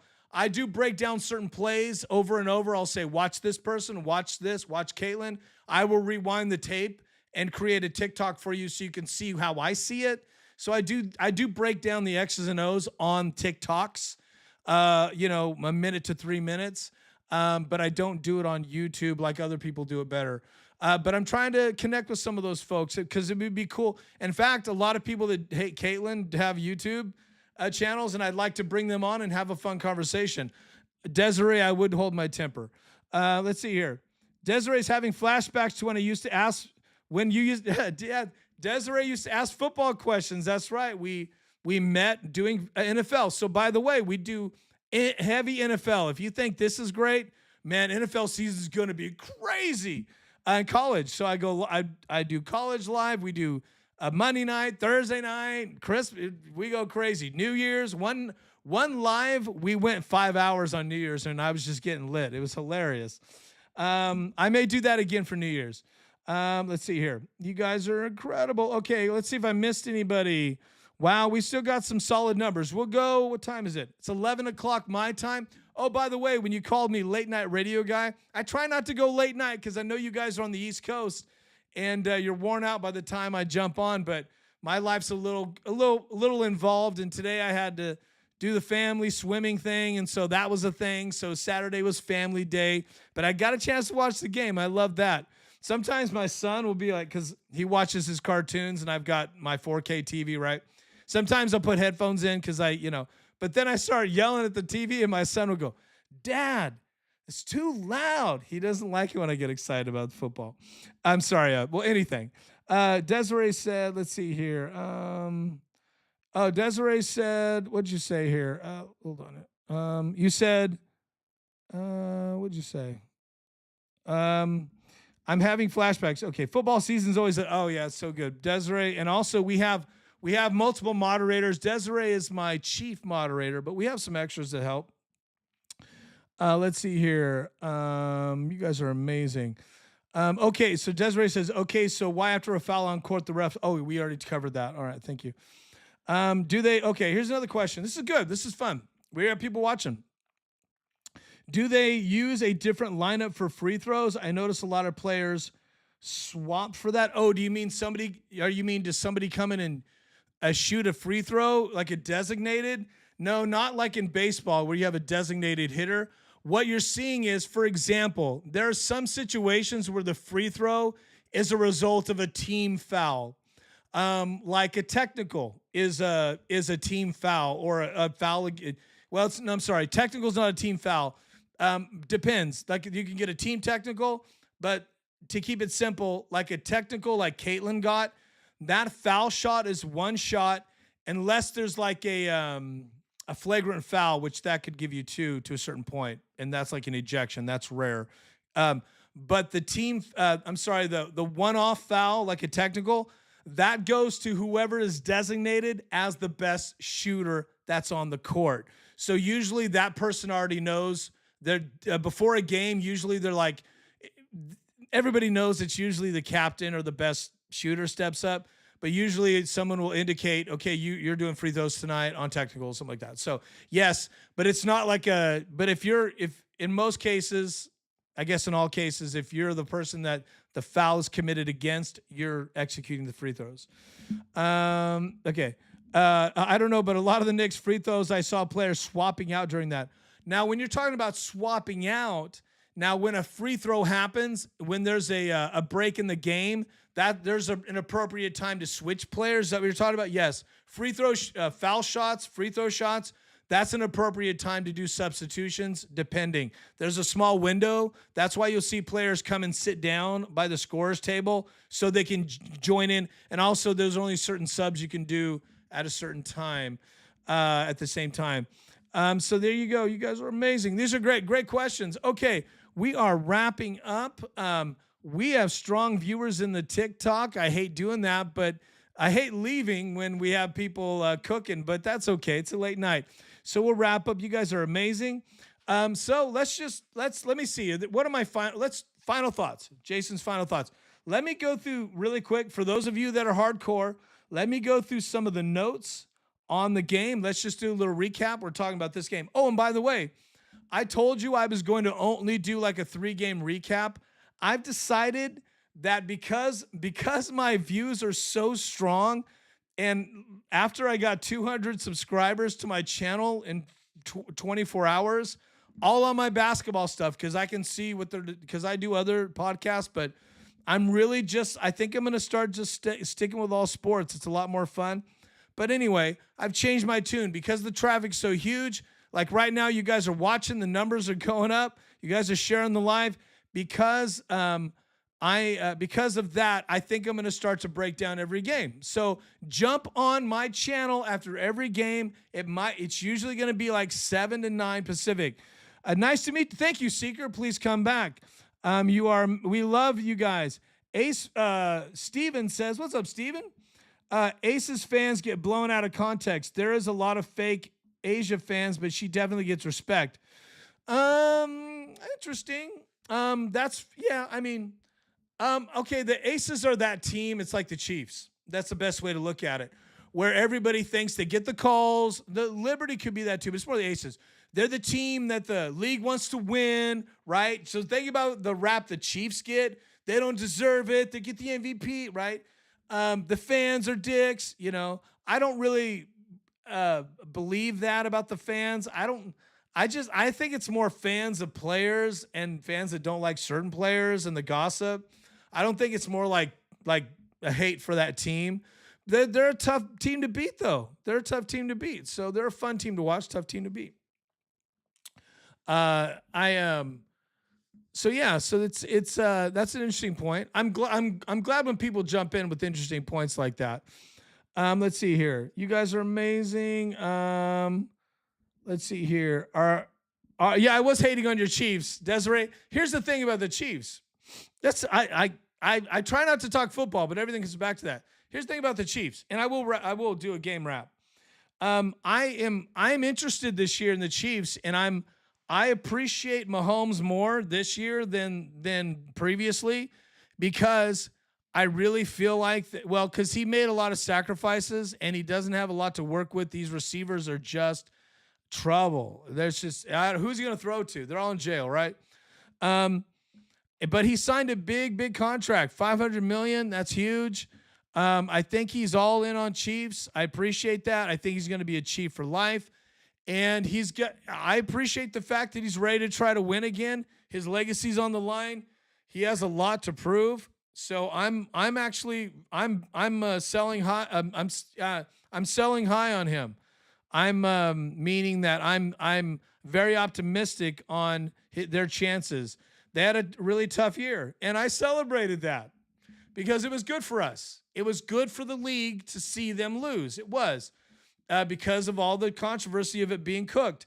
Now, I have a lot of respect for them because they're coming back after all this bullshit, and they kept the team together. It's interesting to me. Kelsey's coming back another year. That's interesting to me. I don't think he should. I think he should retire because he has too many things going on. But it's interesting to me. So we'll see. I think Travis thinks he's still got it in the tank. He's gonna, get his marriage on, all these things. Okay, I'm in. So Desiree, I'm not gonna hate them until I have a reason, which is probably the first quarter of the first game. Seeker 5, you're still here, baby. I don't believe in special whistles. The rules are the rules. I agree with that, but the reality is these referees like to hang out with the players. Back in the day, you guys always get me talking history. Back in the day, Michael Jordan would take certain referees out to dinner at certain steakhouses on the road, and he wouldn't care who saw it. And these refs didn't care. And Jordan got a lot of whistles, and that was just the way it worked. Jordan took care of people. He chopped it up with referees. Jordan got a lot of whistles. Kobe got a lot of whistles. So there are special considerations. Now, there are some people like Allen Iverson, for example. He got a lot of bad whistles because he was just talking shit to the refs all the time. The refs hated him. In fact, in the 2000s, I think it was 2002, with the big NBA ref scandal where one of them went to prison. So you can't tell me this stuff doesn't happen. There was a lot of conversation about when the FBI investigated about certain people that got fouls called against them on certain teams to make it very difficult for them to win because it affected the spread. So there's that too. Sometimes it's not just disliking. These refs have money on the game. It's crazy. I know they shouldn't. Oh, by the way, a new subscriber on YouTube. Thank you, Mr. Harris or Marky Harris. So I'm not sure if that's, but thank you. Appreciate you. Greatly appreciate you. It's not easy to see him like I can see him on the old TikTok. By the way, 4 more subscribers. I'm sorry, followers. Bad podcaster, hand in your face. 4 more. Our numbers are strong. Thank you. 4 more, and we hit our goal today for tonight. Seeker's a lifetime Chiefs fan. All right. So guys, hey, special news for you. I'm working on a Chiefs show where it's all Chiefs. All right. And that's going to be a lot of fun. And I'm trying to figure out a bet this year. Desiree, you got to help me. Oh, yes. Subscribe, guys. $2.99. You'll be in our fantasy league. It's a lot of fun. Because the Chiefs got a lot going on, and I've decided they're my team because Niners are my team, but my team to hate are the Chiefs. So I'm gonna have to give them respect, right? So I'm thinking of a contest or some kind of bet that does maybe fantasy, Desiree, where I will wear a Chiefs shirt or a jersey or something. And I will do a podcast and say, the Chiefs are the greatest. Like, I will just say all sorts of stuff I do not believe. That would be a lot of fun, right? One whole podcast where I have to, sing the praise and then maybe I'll sing a Taylor Swift song a cappella or something like whatever it takes. A lot going on at the moment, right? There's a lot going on at the moment. Matilda, I'm sorry, I'm really bad at names. Sent me a rose. Thank you, guys. We've had in and out, we've had our now. There's a statistic on viewers versus live viewers versus people who have just stopped in. We're over 800. I'm sorry, 700 stop-ins. So thank you guys. 2 gifts, appreciate that. We are 5 new followers today on TikTok. Thank you. Well, just on this live, guys. I'm almost 200 away from 10K. A little more than that. Thank you guys for watching on YouTube. I thought I was gonna quit. It's getting late. Okay. Let's see here. Yes, thank you, Desiree. Yes, Chiefs fans. You guys are amazing. Desiree's a big Chiefs fan. But you know what I love about Chiefs fans? They're getting better because they understand what it takes to be a Chiefs fan, right? You know, there was so much vitriol and Chiefs fans are crazy. They'll die for this team, like literally. They'll do a bunch of drugs and die in the backyard for this team, literally. Or they'll rob banks. Like the Chiefs fan, Chiefsaholic, who dressed up like a werewolf. That dude was robbing banks. He's in the can for like 30 years. He still loves that team. It's nuts. Anyway, there's a ESPN documentary on it. It's amazing. Okay, so let's talk. Let's do a rundown of the game, guys. Thanks for joining. We got into NFL, but trust me, this is Fever Talk. We're gonna wrap. I'm gonna do a breakdown of some of the interesting things in this game tonight. So we'll wrap with that. You guys are amazing. The double digits on TikTok. Thank you. You guys are just brilliant. Thank you tonight. Okay. So Indiana Fever on the road at Connecticut Sun, 85-75. A lot of that was Sophie Cunningham just breaking the game wide open. Indiana is now 8-5, extending the winning streak to 3 games. Pretty dope, right? Tonight was a win they should have gotten, and they got it. Cool. But it's a road win. Cool. That's important. Now, it's an East Coast win, and they're an East Coast team, essentially. Well, almost. They're a Midwestern team, but you could, so that helps. But they also win in California, so they just need to keep it going. The one cool thing about the Fever is if they can get home court advantage in the playoffs, it's going to be really hard to beat them because they're hard to beat in Indiana. Let's see here. Seeker said, once you go to Arrowhead, you're never the same. They're great fans. I know. There's certain teams that they change you. You become, if you're not a fan of that team and you go see it live, you become like a very hyped fan. And then you rob banks. Chiefsaholic. Man, I wish I could interview Chiefsaholic, but he's nuts as hell. Double digits on the old TikTok. Thank you, guys. By the way, we're simulcasting on YouTube. And for you on YouTube, simulcasting on TikTok. The chat I'm talking to is TikTok. But there is a chat on YouTube. That one's been slow tonight, but it's okay. I love you guys. No worries. Okay, so Caitlin Clark, 25 points, 5 assists. Pretty dope.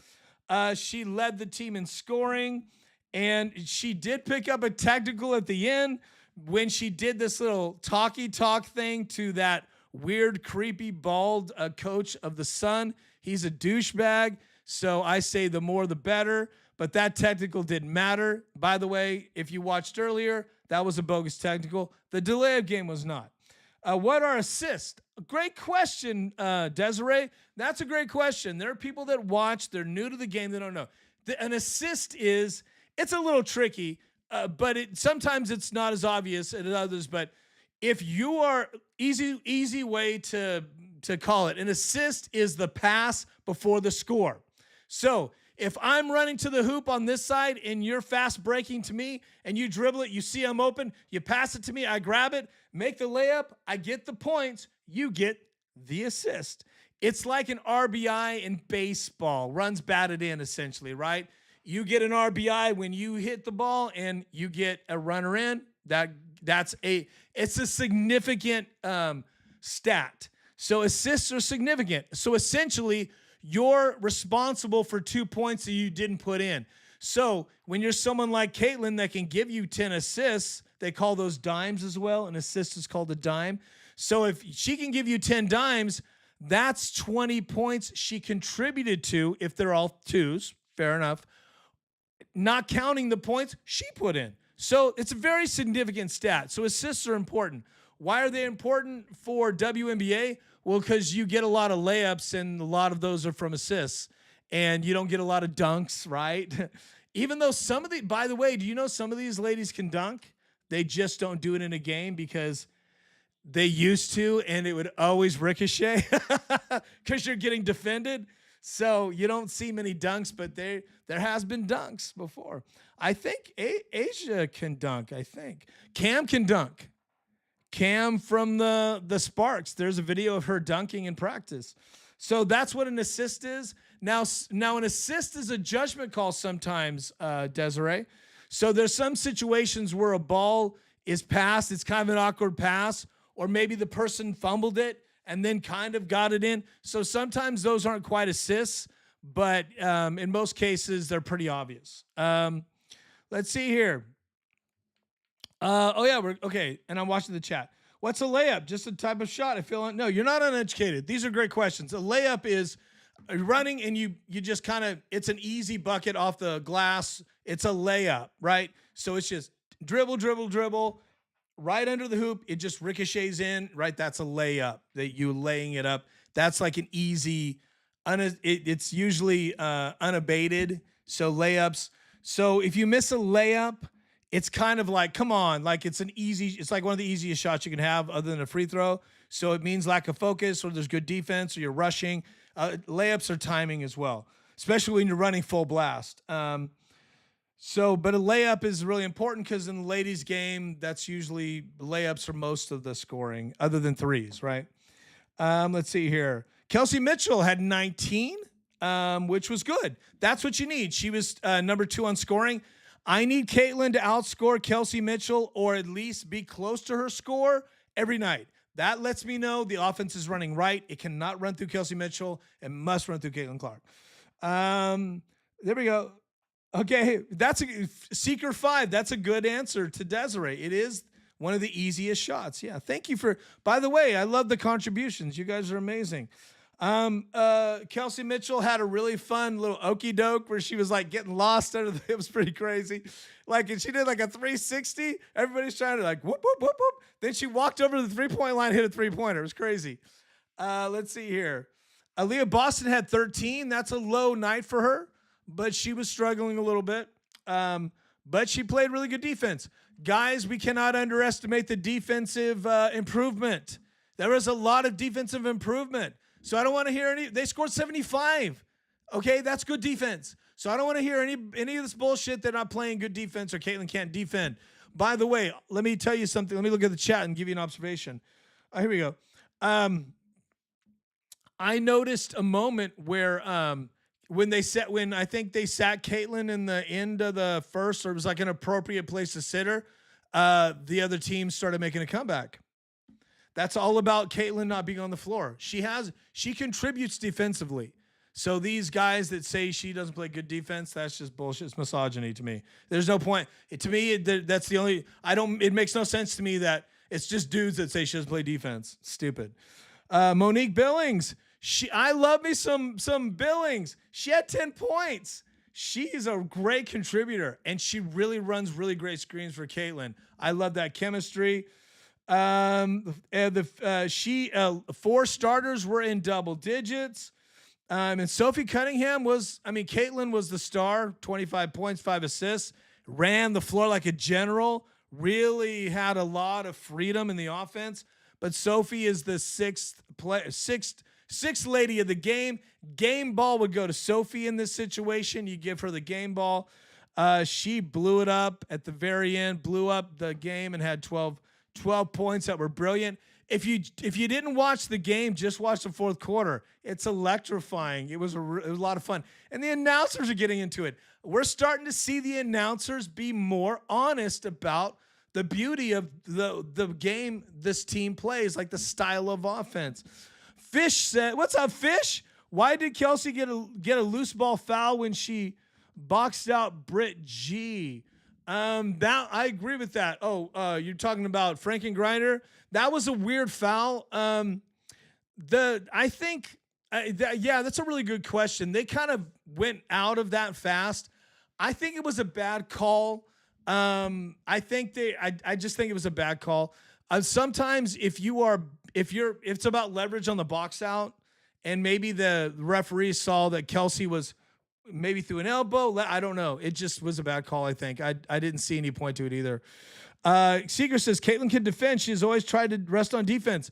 I agree with that. Yeah, she plays a lot of minutes on both sides. She's always thinking ahead. People don't realize Caitlin is playing defense and thinking about the fast break. She's thinking about angles. That's where positioning is. She's an opportunist with scoring. And in most cases, you're going to get a ricochet.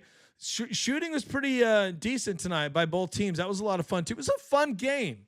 It was a fun, fundamental game. I really appreciated it. It wasn't as chippy. It's a fun game. Back to Caitlin's defense. But here's the thing. When people question her defense, I say she has a solid, consistent steals stat line. She averages in steals. You don't average in steals on your stat line if you have bad defense. It's just not possible. Buddha, thank you, Buddha, for following me. I appreciate that. We're at 6 followers tonight. I don't ask for a lot. We're 3 away from my goal. Thank you, Buddha. And our numbers on TikTok are high now after I was about to wrap. You guys always do this. When I'm about to leave, you guys keep sharing the live. You guys are amazing. This is a good time. We're doing education. I love it. Let me see here. If you're joining late, we're breaking down the game. Let's see here. So Sophie scored 4 buckets in a row. It was crazy. 12 points. Watch that fourth quarter. Top Connecticut performers. Connecticut had a solid game, 75 points. So-so, but look, they made a little run there. They made it interesting. Nelson Odoya, Olivia Nelson. Odoya, she scored 12 points, 7 rebounds. I like her style. I really like her, fundamental. She's very quick. She's long. She's a gamer. I liked what I saw. And then Lycan. That was the one. That was the name I couldn't remember. Lycan, who was all over Caitlin, just fouling the fuck out. Look, the truth is, here's the problem with the fouls on the when Caitlin comes in and they try to play her, whoever's defending her. If they called the fouls like they should call on Caitlin, you could never guard her. And they can't let that happen because then she'd score 40 a game, 30 a game, and then she'd prove the league wrong. So they let this go to a certain point, and the referees have been coached. And then there's a point where the referees will, okay, this is a foul now. And then Caitlin will get her foul. We're going to see that happen more often as we go.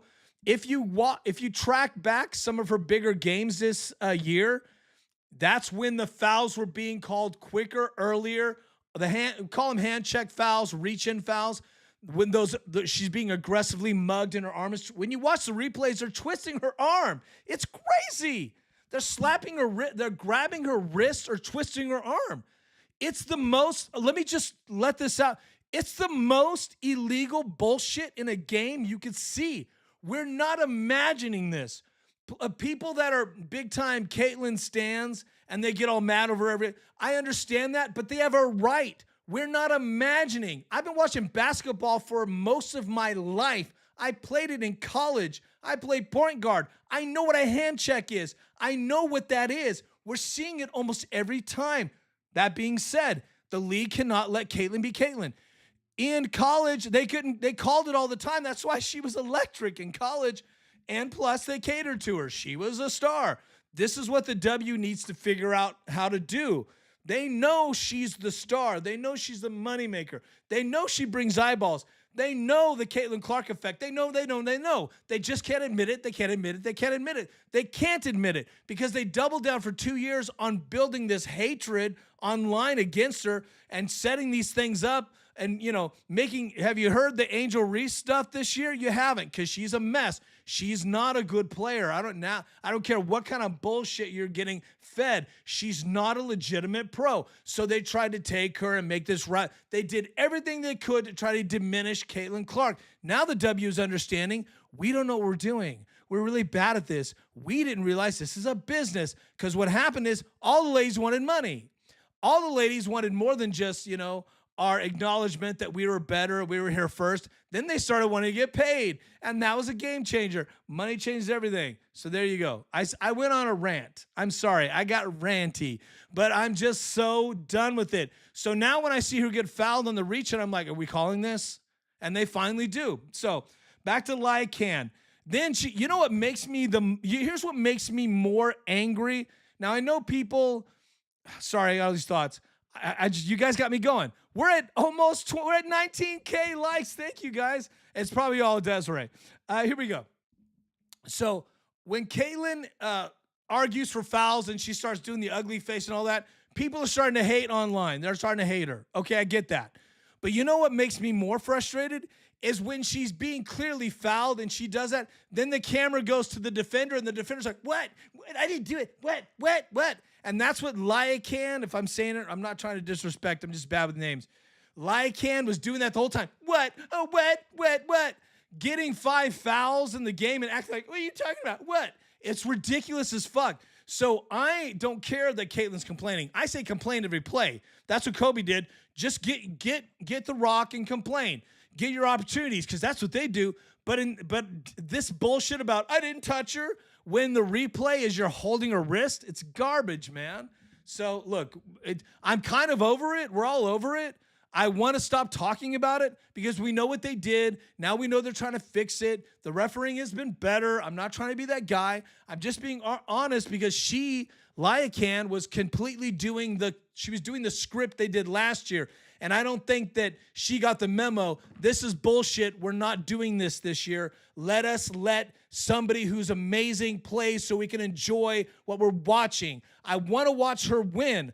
I want to watch her at least try. I want to watch her score. I don't want to watch 40 minutes of people pulling her jersey, hitting her in the hip, sticking their thumb inside her. I'm done. I'm done.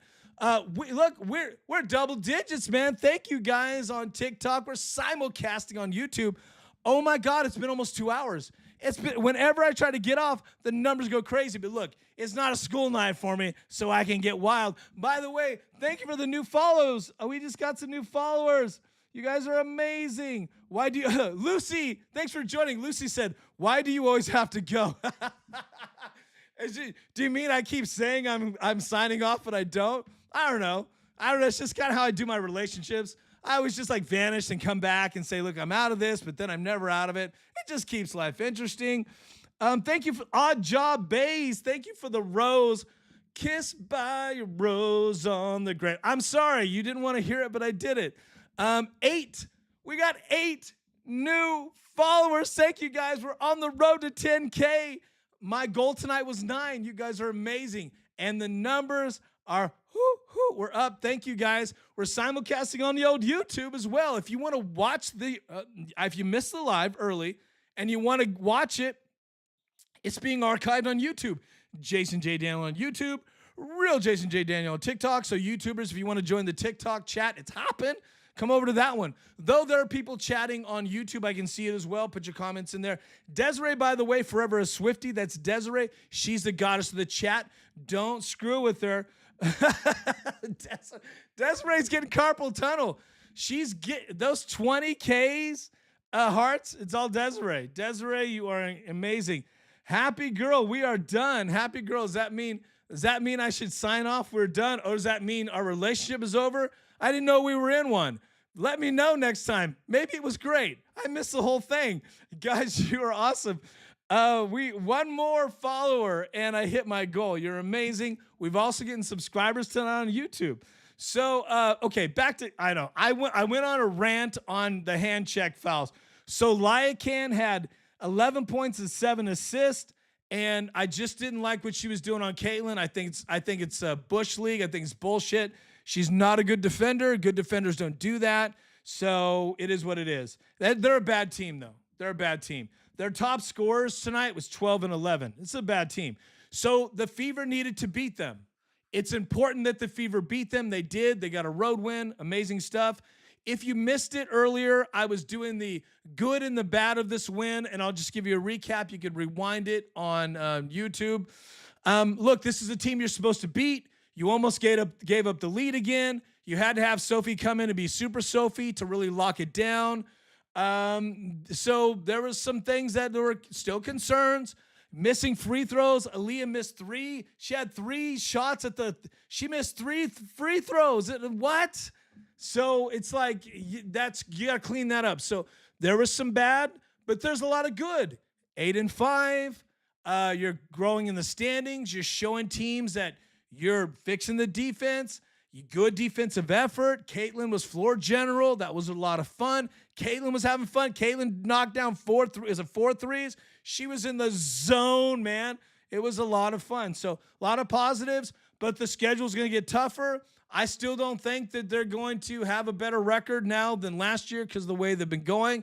But look, the last thing I'll say that's amazing about it, 3-game winning streak. That's important. You cannot discount that. Lucy said, I was scared. Why are they fever trying to give you a heart attack? The cardiac fever. Yeah, well, I was like, you got to be kidding me, man. When I saw that, I was like, you got to be kidding me. But I have to get my electrolytes. This is hard work, guys. But they didn't lose. They didn't lose. So that shows growth. So they did everything right. I like that a lot. So, look, you're just going to have to probably come to grips with the fact that you're going to have moments where the Fever is going to give up big leads. They're going to get big leads, give them up. I think it might have something to do with cardio, honestly, because that's a lot of running. We're sitting there eating our Cheetos, eating our sandwiches. Run faster. Get that rebound.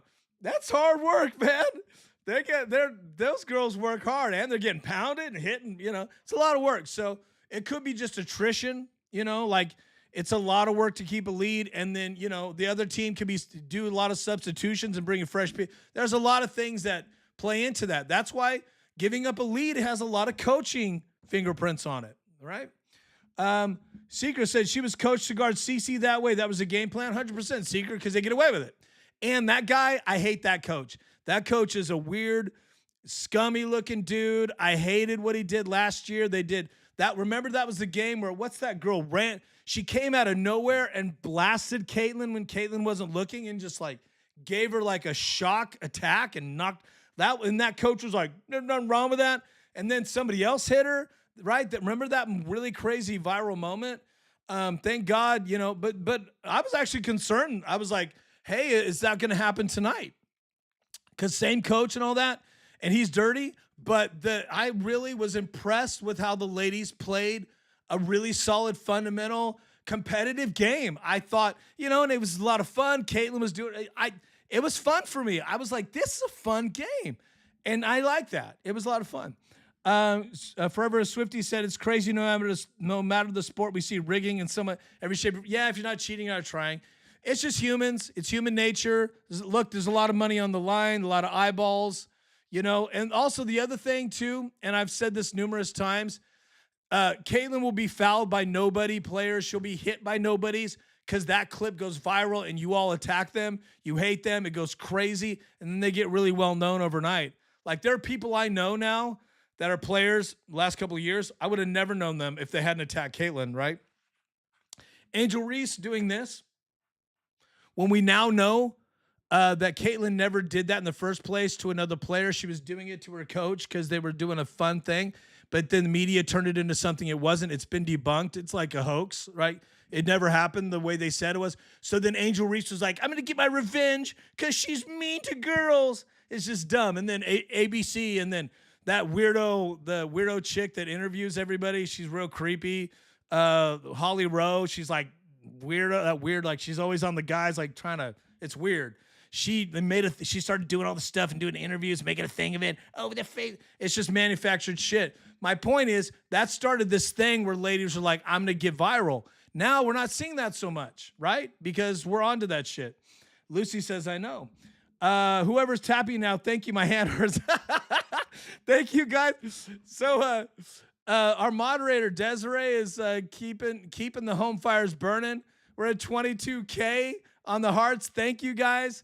But now you're helping her, so thank you. 3 gifts. I love the gifts. I know we got a rose. We're one away from our. I'm sorry, that was rude. It was kind of mean. That's mean too. We're one away from my goal tonight on TikTok. Thank you, guys. We're in double digits. We're almost at 2 hours. This is a fun show. I did not think you guys would be hanging out for 2 hours. Let's see here. JC Sheldon and Maria Mabry. That's right. Thank you, Seeker. That's right. It's Mayberry that plowed through Caitlin. Yeah, and Sheldon. That's right. Wasn't Mayberry's the one that like hit her from behind, right? Yeah, that was crazy. Look, we don't. It's ancient history now, but the truth is, if that had happened in the NBA, it's suspensions. Those girls. Not only did the ladies didn't get fined, they didn't get suspended. Here's why they didn't do it. One, they don't have enough good players. In the W, you can't suspend people. It would be like the game would be like 10 to like 40, 10 to 70, right? If a good team so they just don't have the competition. They don't have the competitors. It's a little better now because of the last draft class and some of the free agents that came over from Europe, but they just couldn't do that. And also, the ladies don't have a lot of money. They don't get paid a lot. So they don't have that fine system worked out. It's rare. They didn't have those kind of attacks on each other. And also, they didn't want to send a message that they were protecting Caitlin Clark. That's the third reason, and that the fix was in. Honestly, it's sad, but that's what was going on. Let's see here. You guys are amazing. Sheldon and Cece hate each other. They go back to college. Fair enough. I believe I remember hearing that during the broadcast. Fair enough. Thank you, Seeker. Sheldon. Sorry, I insulted you. Thank you, Seeker. Seeker is awesome. Desiree Seeker's becoming a new friend of the podcast. So, okay, let's see here. Few storylines. Fever almost gave up a lead, but we talked about that. Sophie was Sophie fantastic. We talked about that. That's why she's in my graphic. The Fever eclipsed the Suns. There's in the TikTok graphic, you can't see it on YouTube. It's much bigger. There's a big sun exploding. I love that graphic. I'm so proud of myself. Do you think Lady Liberty will be standing tomorrow? Forever a Swiftie. Are you talking about for the 250th anniversary? Or are you talking about the Knicks? Sure. Either way, she's standing. I love the Statue of Liberty. I went to the statue. I'm digressing, but I've been to the Statue of Liberty, and it's much smaller than you realize. Even though it's huge, it's pretty interesting. I did not get a chance to go up in the head because they had that closed way back after 9/11. They closed that. Oh no, because the Knicks won. Okay, I was. Well, there's a lot going on tomorrow. I was tracking you.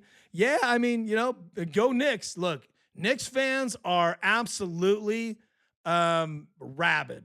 I mean, look, I appreciate Knicks fans. I've been to Manhattan a number of times. I've not been there for a Knicks game, but if I went to a Knicks game, I would dress up all Knicks. I would never dress up like a Spurs fan. That's just asking for it. Plus, if I was a Spurs fan, I'd still dress up like a Knicks fan. Why would you put yourself through that shit? That's dumb. So anyway, they get what they get. You gotta if you've ever been at Madison Square Garden in the subway, it's just you got to know these things. Caitlin Clark is still amazing. She got a technical for doing this to the coach of the opposing team in the final minute after Sophie locked the game down. She was like this. I might have even been before the layup. It was like in the middle of that run. It's not on the broadcast. They told you about it after it happened. It was off camera, but there are clips of it obviously on X, and people in the stands got it, and it wasn't that big of a deal. Oh yeah, it's my notes say it was 20 seconds left in the game. Okay, I thought it was a little earlier, but whatever. She did get a delay of game foul technical, and that was okay. They call it the bye whatever it was. I thought she was doing chirping at him. That one was a stupid bogus foul. You never call a technical. That's either the referee was trying to send a message to Caitlin and like, yeah, okay, do that, and being like that, and being a Karen, or they just didn't know that you don't do that. It's inappropriate. Let them go at it. Like, come on, man. That's inappropriate to call. You're basically defending the coach of the other team by doing a foul like that. Like, it's not going to happen. In other sports, you'd have to do much more to get that. That's just dumb. You don't have taunting in the NBA. If you do it, if you do a taunt, it's usually called a delay of game. Like there's a or unsportsmanlike, but that's stupid. Technical foul was stupid. Plus, it didn't make a difference. So it was a waste of everybody's time. So the referees need to have enough sense to like you're trying to like make a point. Don't do that, right? So hopefully whoever's running the referees will say that's not appropriate. Not to somebody who's a star. Come on, man. Let her do that. Wasn't a big. In fact, she wasn't in his face going, "What's up?" Like that's different. That's even like a conversation. Like, no, we're not doing this. Not a technical at the end of the game. 20 seconds, whatever it was, 30 seconds. She was like almost at half court walking away. So it's again, now the kickball thing, I watched that. I was like, what?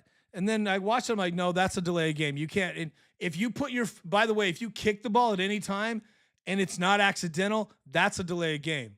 That could even be an unsportsmanlike. So that is because like that's just not proper, right?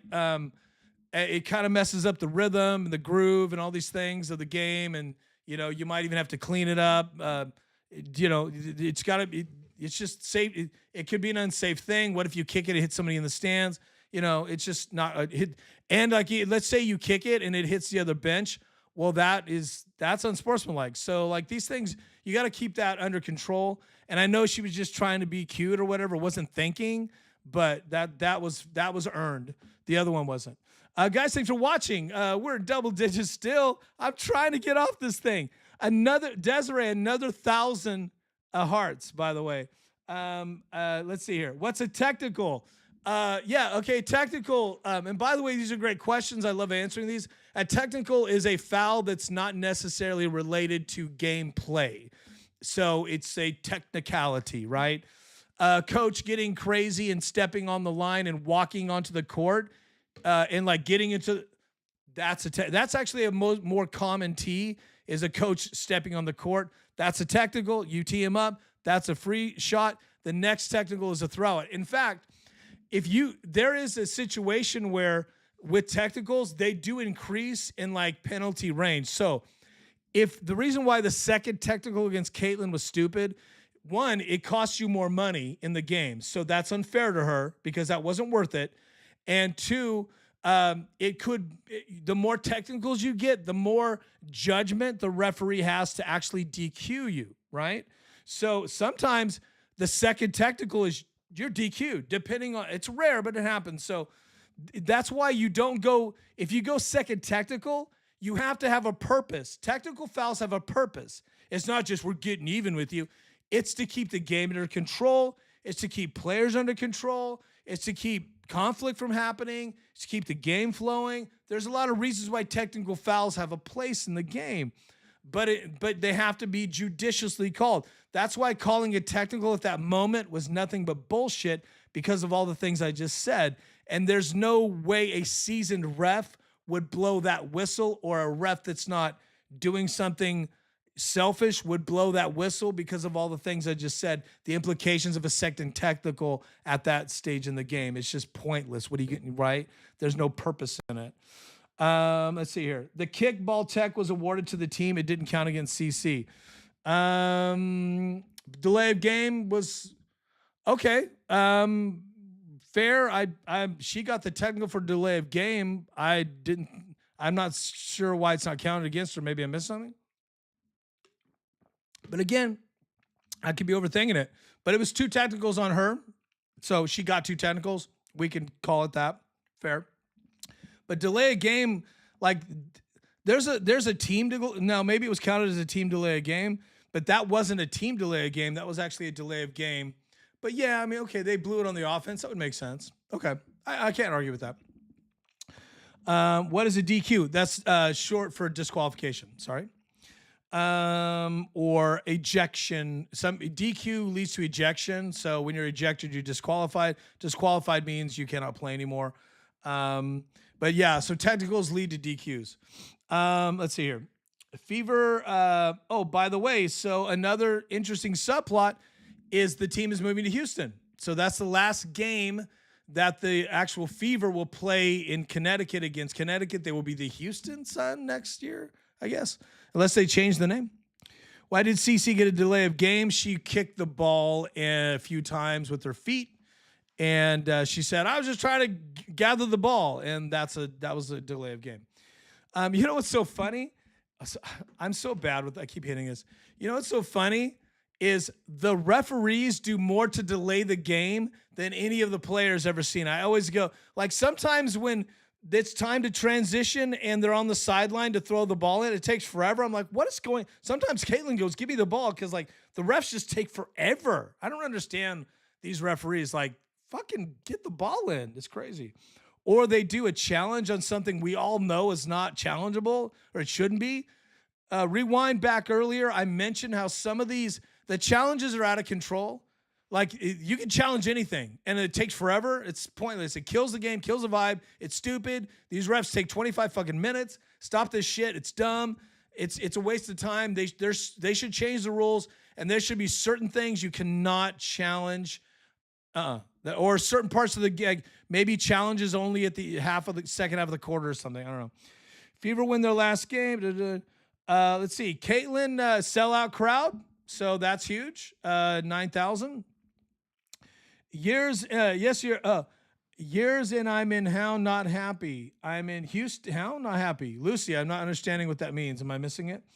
Is the challenge the same in b-ball as football? Kind of essentially, yeah. I mean, that's where they got it. A challenge is, well, yeah, because there was instant replay, there was coaches review. That's an interesting question. In NFL, the evolution of the challenge is interesting. The coach's challenge, where the coach has a red flag, that's a relatively new thing, like 3 or 4 years or something.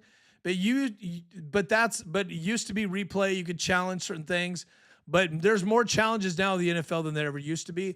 But it's pretty quick. And usually these are NFL challenges are much more intense, much more on the line.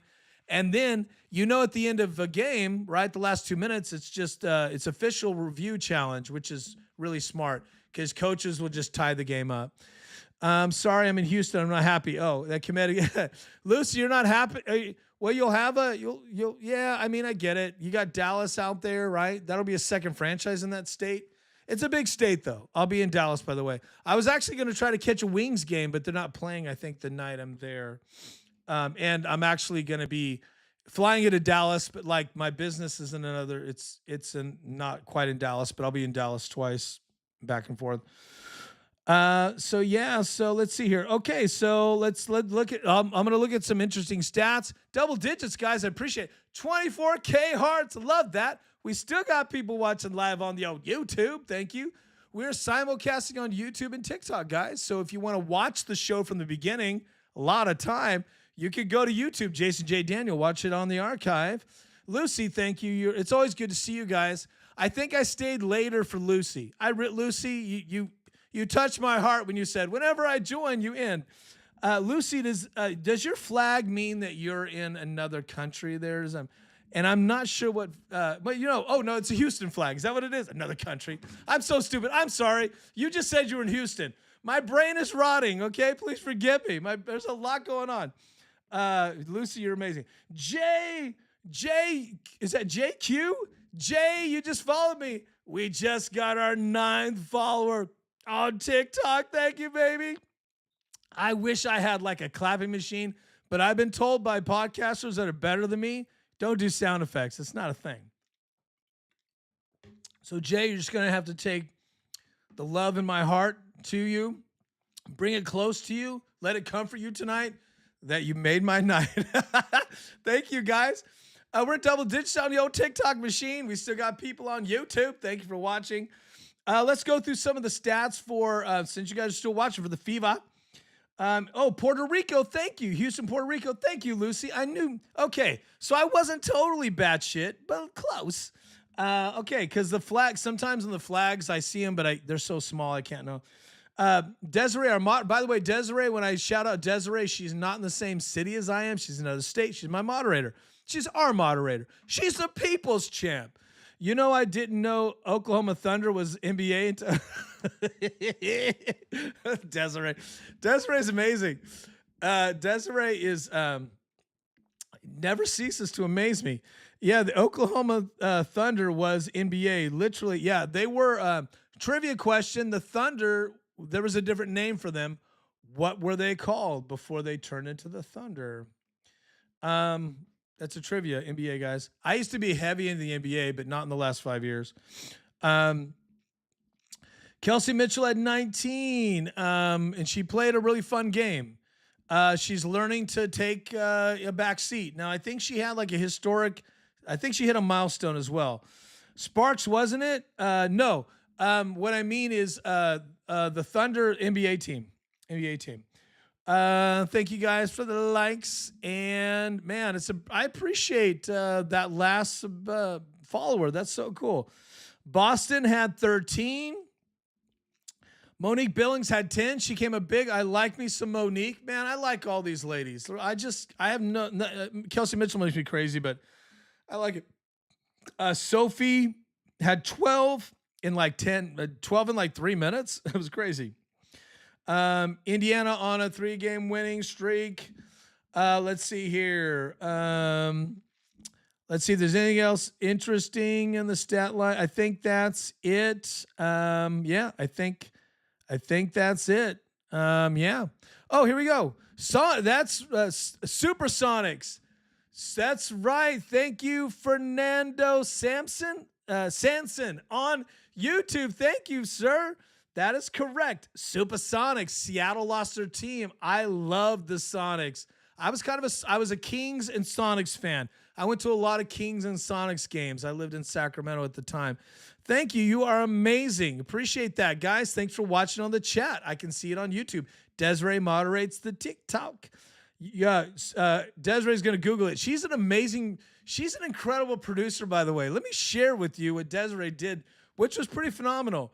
We had somebody from France who came on who's amazing, and that person was writing in French on the chat, and Desiree was translating it. It was pretty cool. So thank you, Desiree. I had to Google it, she said.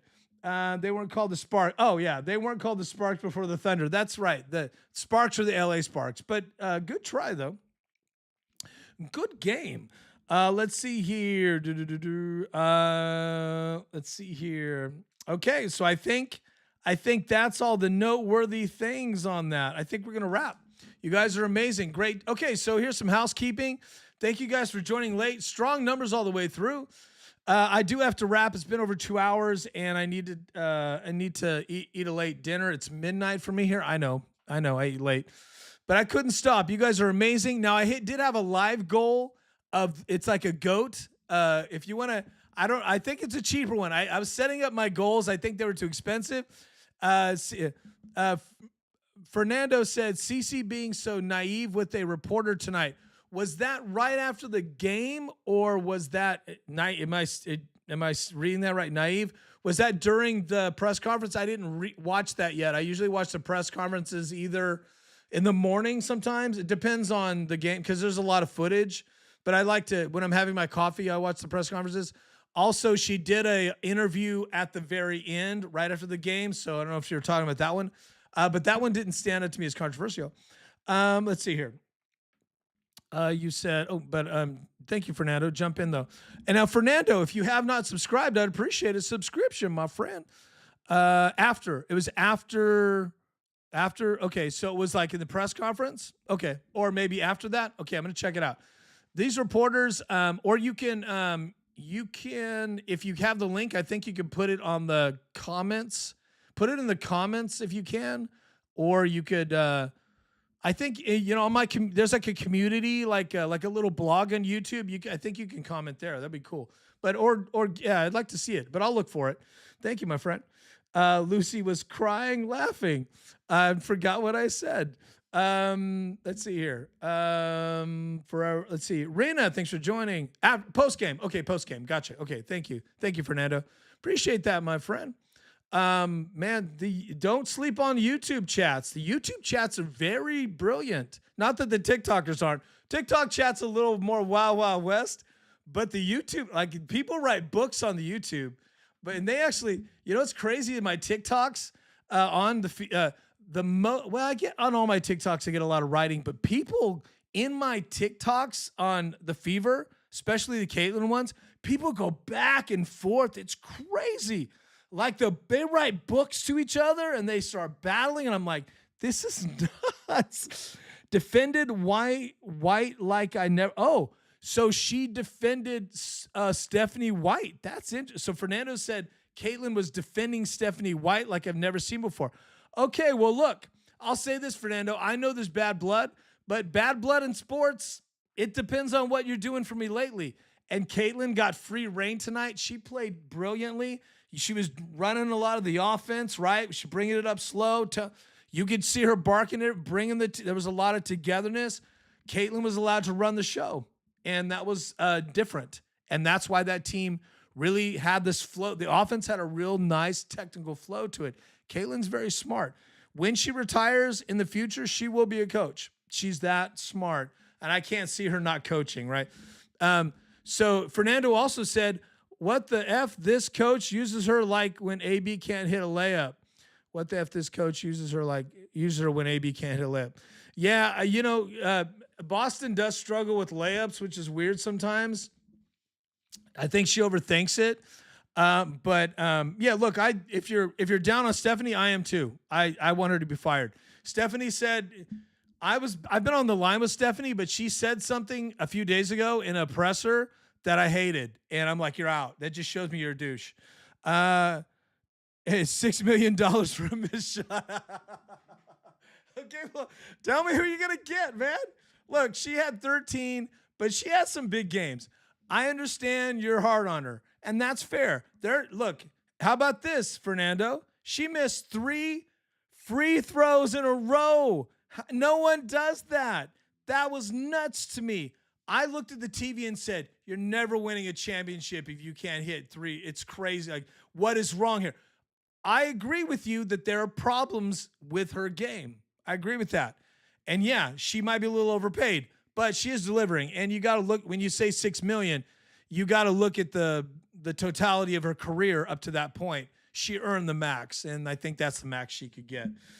Let's see here. Seeker said that's true, and SW brought back the pick and roll with AB. Yes. Are you noticing that we're getting, okay, you guys are just like Godfather 3. You keep pulling me back in. I'm trying to quit. I'm going to need some Wawa. I'm glad you brought that up. The pick and roll. Aaliyah Boston used to run that really good, I think 2 years ago or the first year. Last year, what? This year, she's really struggled with the pick and roll. Now she's rolling. She'll set a great pick. Caitlyn comes over, and Aaliyah will not be looking for the ball, or she'll get the pass and she'll pass it out or go this way. I'm like, roll. Every time that happens, I scream, roll. She's now rolling better, so I appreciate that. Let's see here.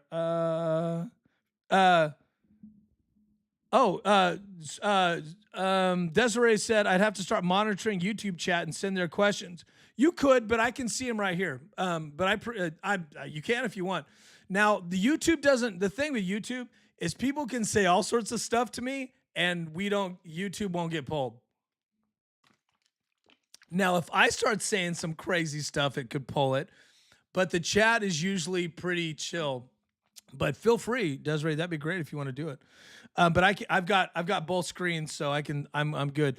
But Fernando is on fire. He's killing it. Fever is better without CC. It's sick. White is just using her to keep the job. Did you say Fever is better without CC? Fernando, you just I'm gonna we had a good things going. I'm gonna pretend that's a typo. Stat sheet control. Yeah, I mean you're hard on Stephanie White. You should be. White is definitely tweaking on the side. What are you be like using meth tweaking? All right, Fernando. We're still. You know what? We're on thin ice, but I'm with you. I'm joking. I got you. Yeah. Okay. Now I do like the visual of Stephanie White using meth in the. Now maybe I don't know, Desiree. Maybe YouTube will pull. Maybe you'll pull me now. I said the M word. That's funny. Does B-ball have separate offense defensive lineups? Desiree, the answer is no. not like football. Now, a coach could essentially do that in some situations. You do sub people in and out because defensively they're really great or offensively, right? But no, most players have to play both really well. But if you're coming off the bench, you're usually defensively focused. So it's kind of like position, what you're doing, where you're at, what do you need to do? Like, for example, if you were to, like Lexi Hull is brought in, I think, for special assignments, right? But it's not always to run, to play defense. It's to set screens for Caitlin. She's really good at that, right? So I think it's just about, so in basketball, it's a little more like what your, it's like your toolkit. What are you really good at? Let's see here. And Fernando, get out. Lucy, Fernando was kidding. He was kidding. That's funny. It's a quote. Oh, Fernando. Okay, I got it. Fernando was quoting ESPN. Amen. Look, you're team Caitlin. I get it. Now look, and look, you can be critical. People watching this, you can be critical of Caitlin. I'm fine with that. But I mean, there's some stuff that's just nonsense. But Fernando was kidding. And that is true. ESPN said all sorts of garbage about her. And people like Fernando are still mad about it. And I can agree with that. 10-minute quarters and dropping 30-minute mismanagement 101. Are you talking about Stephanie White? Fair enough. Yeah, she is a piece of work. Yeah, you know, I think I thought about the coaching situation because clearly I'm thinking about it a lot. Double digits, guys, on TikTok. Thank you. 27,000 likes on TikTok. The thing about the coaching situation is it's really hard to coach Caitlin Clark. It's just impossible. Like, I was kind of going, you know, it would be I think the only person that could do it is somebody that's done it, that understands what it's like to have a star on your team that needs the ball, and that if you don't get that person the ball, the fans are going to destroy you on social media. And I don't think coaches understand every year social media gets more and more lethal and it gets more and more powerful. So this is just the new world. The fans can get you fired. Live with it. Fans can cost you money. Social media can cost a brand money. Live with it. It is what it is. So Stephanie White needs to understand. She said the other night, I don't care about the fans. I don't coach for the fans. I coach to win. And, you know, we need better shot selection. Shot selection. Whenever she says that, she's talking about Caitlin. That's what she's doing. And then she even said, well, Caitlin was injured half of the last year, so that's why we're having trouble with rhythm. She blamed Caitlin being injured for the problems with her coaching. And so I did a TikTok and said, fire this chick. I'm done. Like, I'm done. So, yeah, I agree. She's a mess. But I'll give her props if she does well. She needs to stay out of the way. Let Caitlin coach. Coach Caitlin. Hey, CC, fan from Kenya. What's up, baby? Look, we're international. Look, I love this. The internet is amazing. We got Fernando dropping some bars over here on YouTube. He's just lighting the chat up. And then we got Kenya in the house, baby. So let me tell you something about my TikTok. YouTube. So I did it. Remember when Caitlin Clark and played in the World Cup and she played, was it Nigeria? And they smoked them. I did a shorts. I will take my TikToks and put them on YouTube Shorts. And sometimes they do really well. In fact, they, you know, hundreds of thousands, they do really well sometimes. So I got this, I was going through my demographics and it was like, I got all these viewers from Nigeria. And I was like, Nigeria? That's crazy. I totally forgot that I did a TikTok on. So that one, and I think what I did was I geotagged it for Nigeria or like San Paulo. I geoed, right? It was pretty cool. So I appreciate my international friends. We are at double digits and growing. I got the TikTok will give me this like arrow if we're growing. Thank you guys for following. If you're joining, I'm trying to end this live, but it's just impossible. I'm going on 2.5 hours. Desiree, we're not sleeping tonight. It's crazy. Desiree's my moderator in the chat on TikTok. Be nice to her. The reason why this works on TikTok is because she's managing it. Lucy, who do you think would be good for CC coach-wise? It's really hard. I just don't know. I don't think that person is coaching right now. Now, okay, I'll give you this. I know the perfect coach, Cheryl Miller. There you go. But I don't know if that's a thing that's going to happen because Cheryl Miller loves her life. She's kind of too old for this shit, right? And she's powerful. The W, love her. She's a legend. If you guys are new to basketball, Google Cheryl Miller and you will understand the words that are coming out of my mouth. I think she's the only one that Caitlin would listen to, honestly. Okay. She has a good relationship with Caitlin. They know each other off the court. They've done stuff together. I think didn't she coach her in the All-Star game or something? So Cheryl Miller is the only person I think like in the world of W that's active. She's commentating on the national games. She's the only one that I think could do it. Would she do it? One, I don't think they could afford her. There are salary caps. She'd have to take a pay cut. She's very wealthy. She used to do NBA game. Like by the way, her brother's Reggie Miller, the icon Hall of Fame pacer. Okay. So Indiana's in her blood, right? So, okay. So Cheryl Miller, that would be the only person.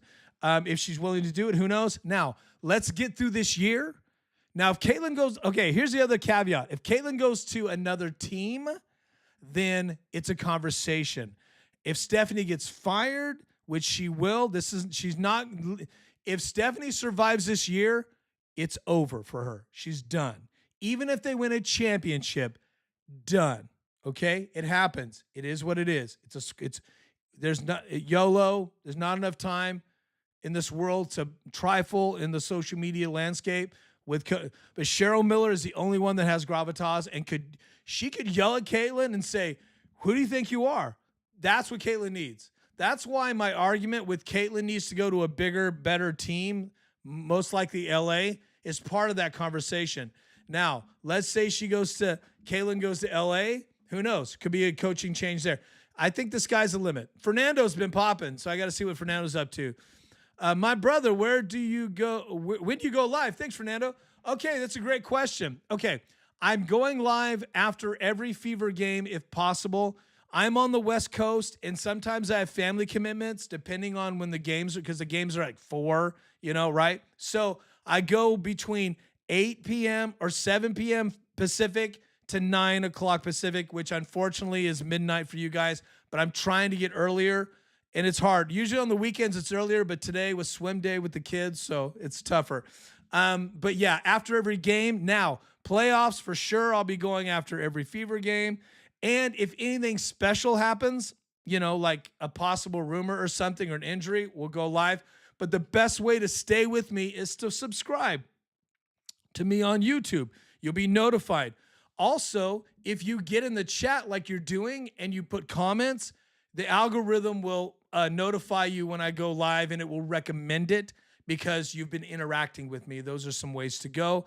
I don't have a YouTube subscription, but I do believe if you there's a thing where if you purchase being a super fan, I think you get notified all the time. Let me look into that. I haven't turned that on, but that's the best way to go. So for TikTok though, if you follow me, another follower on TikTok, we got 10. Thank you guys. If you follow me on TikTok and interact the same way, you will be notified, but you have to give me a gift. It's interesting. Just even a few coins or 1 coin, then you get put on a list called the friends list. It's weird.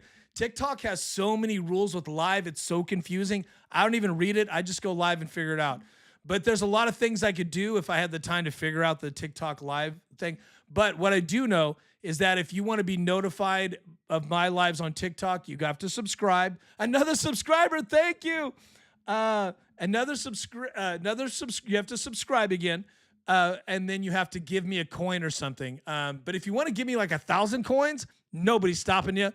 Let's see here. Fernando said Miami. It's 3 a.m. Eastern time. See, you are a real one, baby. Look, I usually stay up till 3 anyway. Like when you guys are going to bed or waking up, I'm going to bed. I know I need to get a relationship, but usually I stay up even later when I have one. I'm thinking a dude, maybe Mark Jackson. Fernando said a dude. It's possible, Mark Jackson. I mean, look, I'll say this. Coaching Caitlin Clark would be attractive for an NBA coach to come out of retirement, but it's just the rules are different. Plus, it's you just have to have a certain style. Some coaches are just very nasty and mean, and that wouldn't fly in the W, but I'm open. I think Cheryl Miller is the most interesting conversation, or someone along those lines. Look, Sue Bird might do. Like, there are a lot of ladies coming out now. Here's what I would say. Look for the veterans who are coming out and not talking shit anymore about Caitlin Clark. Sue Bird used to talk shit, not doing it now. Look for the change is happening. Look for that, right? They want to give her flowers. They just have to wait on the politics. So I think it would have to be a legendary name, honestly, that could talk. Like those two ladies, Cheryl and Sue, they could talk shit to Caitlin. You need someone that could talk back to Caitlin. See that thing on the sideline that happened? We're in double digits, guys. Thank you. And we got people following on the old YouTube. I'm sorry, watching on YouTube. Thanks, guys. The thing that happened on the sideline would never happen with a more established coach that's not afraid of Caitlin. These girls are gassed by the second quarter. Fernando, I like to say ladies, but, because I'm trying to, but I understand your point. Good. You know your basketball. I agree. There's a cardio issue. I totally agree. Caitlin doesn't have one. Lexi Hull doesn't have one, but some of the other ladies do. And I think that's part of the defensive problem, but that's coaching. Coaches need to understand that. Could be they're working them too hard in practice. There could be that. It's always a balance. But I agree with that. Fact. Thank you, sir. Awesome. Thank you, Fernando. Thank you. Also, you guys can follow me on X at Jason Daniel, and I go Jason J Daniel. Sorry, it's Jason J Daniel everywhere. If you're watching on YouTube, at the bottom here, I have all my my handles, the TikTok thing, right, like the streamers do. I'm trying to be more like the streamers. If you follow me on X, I post updates there. Right, but when I go live on YouTube, I push a post to X that gives you the link. So there's that. So best way to go. But and I'm gonna try to put if you watch my story, I post on my story going live tonight. But just think of it this way: if there's a game tonight, look for my live because I usually would go after the game. Let's see here. March 04. Thank you, Malanges. Sorry, I'm bad with another follower. Thank you so much. How about a CC's Iowa coach? Lucy, that's come up a few times. Sure, but you never know. It could be. I think she's. Are you talking about the current Iowa coach? Her contract's pretty solid. She's locked up. Are you talking about Bluter? Who knows? That would be dope. I think anybody in CC, I'll just say this, anybody in CC's orbit could be a good possibility. Caitlin Clark signed off on Stephanie White. Remember, she was all excited about it. And look, it was good for a half a year. But Stephanie White, is taking, I don't think she understood the pressure. But I can't blame her. I don't know what it would be like to coach somebody at that. Who knows? Who knows these things? Phil Jackson. There's only certain people that have coached somebody. And people got to understand, and the younger people don't quite get this. And no offense, but this is what I see on the internet from them. It's not about, is Caitlin a good player or not? She is a worldwide icon phenomenon already. Like a Tupac kind of thing, right? A young phenom. So if Caitlin, I said this on my last show, if Caitlin Clark retired tonight, Instagram tomorrow, I'm retired, hung it up, the world would crash.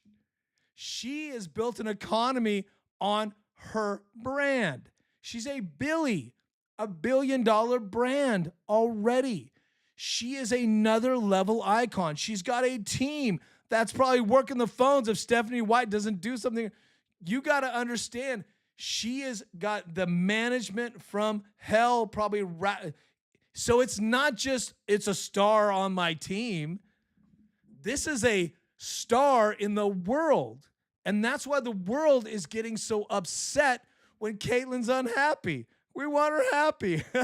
So that's why Cheryl Miller, someone along those lines, would be, who has lived in that world, and she has it's in her DNA. It's got to be in your DNA. She is a phenomenal Caitlin Clark is a phenomenal player and a phenomenal basketball mind. She's a hybrid from a young age, just grown into this player at 23. I mean, she's had a tough career already at 23. It's amazing, right? So So when you talk about who the right coach is, there isn't one. I don't think that person exists unless you go outside the box and find somebody that's on a level where they wouldn't want to put up with it anyway, right? Cheryl Miller on the road, right? Like, it's a lot of work to go on the road and do this shit, right? So I don't know, man. It's difficult. What about Lexi Hole and her bread? And her bread. Is she selling bread? I'm not sure. You mean her money, her bread, her dough, the cheddar? I don't know what you're talking about. Her makeup line. I'm not sure what the bread is. I should know this. I'm sorry. I love Lexi. She's frustrated because they're holding her back from her full potential. Dean Liar. You mean Caitlin? Yeah, 100%. Now, tonight, I think we saw a little bit of that potential. Again, game general, running the floor. First pass, there. One of the indicators is you have to look for is when Caitlin passes you the ball, she wants you to shoot it because you're open, right? So the indicator is, are they taking that shot from her, giving her the assist? When her assists are higher, the indicator it's working, right? If Aaliyah gets it and a third, that's when, if they're doing extra passes after Caitlin starts the offense, you get into 5 passes, you're not running a play, right? So that's an indicator if things are popping. Seeker, you're still here, baby? I know. I was signing off and people are like, bye. Sorry, everybody. Seeker, I do think Lisa wants that. She's happily retired. Well, yeah. I mean, it's when you retire and you've been like years in it, because the truth is a coach, this is a good conversation. A coach would be like years in it, right? And at this point, they've got money, they've got wealth, to be at that level, to be in the conversation. Why do they want to put up with this shit? Why do they want to put up with like fucking Aaliyah Boston getting too many elbows and it's a conversation? Like, there's certain things you want to mess with. So it would be a coach like her that would come in and say, these are the things we're not doing. I will sit your ass down. You think you're a starter today? You got to earn this shit, right? That's the kind of coach. But see, there's no coach that can do that but somebody like Cheryl Miller, right? So there's that. Fernando is rocking the chat on YouTube, man. We're at more than 2.5 hours. Let's see here. Coaching Fernando says coaching CC is simple. Help defense and manufacture my offense. Her IQ is GOAT like. I like what you're saying there. I think, yeah, sure. I think, okay, I'll agree with you like this. Stop trying so hard, Stephanie White. You've got a really great player. Live and die by Caitlin, because she'll take the heat. Live and die by that. And then you become, like, for example, Andy Reid, great example. We like to talk Chiefs because we know that team really well. Andy Reid is one of the greatest coaches in the NFL. He's probably right under Belichick, Lombardi. Like, there's a lot of coaches, but he's one of the greatest ones. Like, rings, right? Philadelphia. He's Andy Reid's dealt with them all. T.O., Mahomes, Travis Kelce tried to eat his face off. Right? What did Andy Reid do when Travis Kelce tried to eat his jaw off? Remember that? He did nothing. He looked at him and like wiped the spit off his face or whatever. He walked away. Right? Stephanie White completely mismanaged that moment with Caitlin. And Caitlin will test you. Your star will test you. Phil, I have Phil Jackson's book. I read his book. Phil Jackson talked about Kobe never would do anything I wanted him to do until he did it wrong and then he'd come back and do it right. Kobe was always, in fact, at the very end, Phil Jackson said, I can't do it with this motherfucker anymore. He retired because of, he retired from the Lakers because of Kobe, because it's too much work to deal with these people. That being said, he was the only one that could do it to a certain point, right?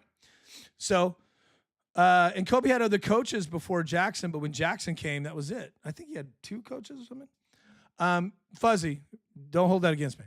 As a long time ago. So, back to Andy Reid. He's a guy that can manage anybody because he understands how to manage people.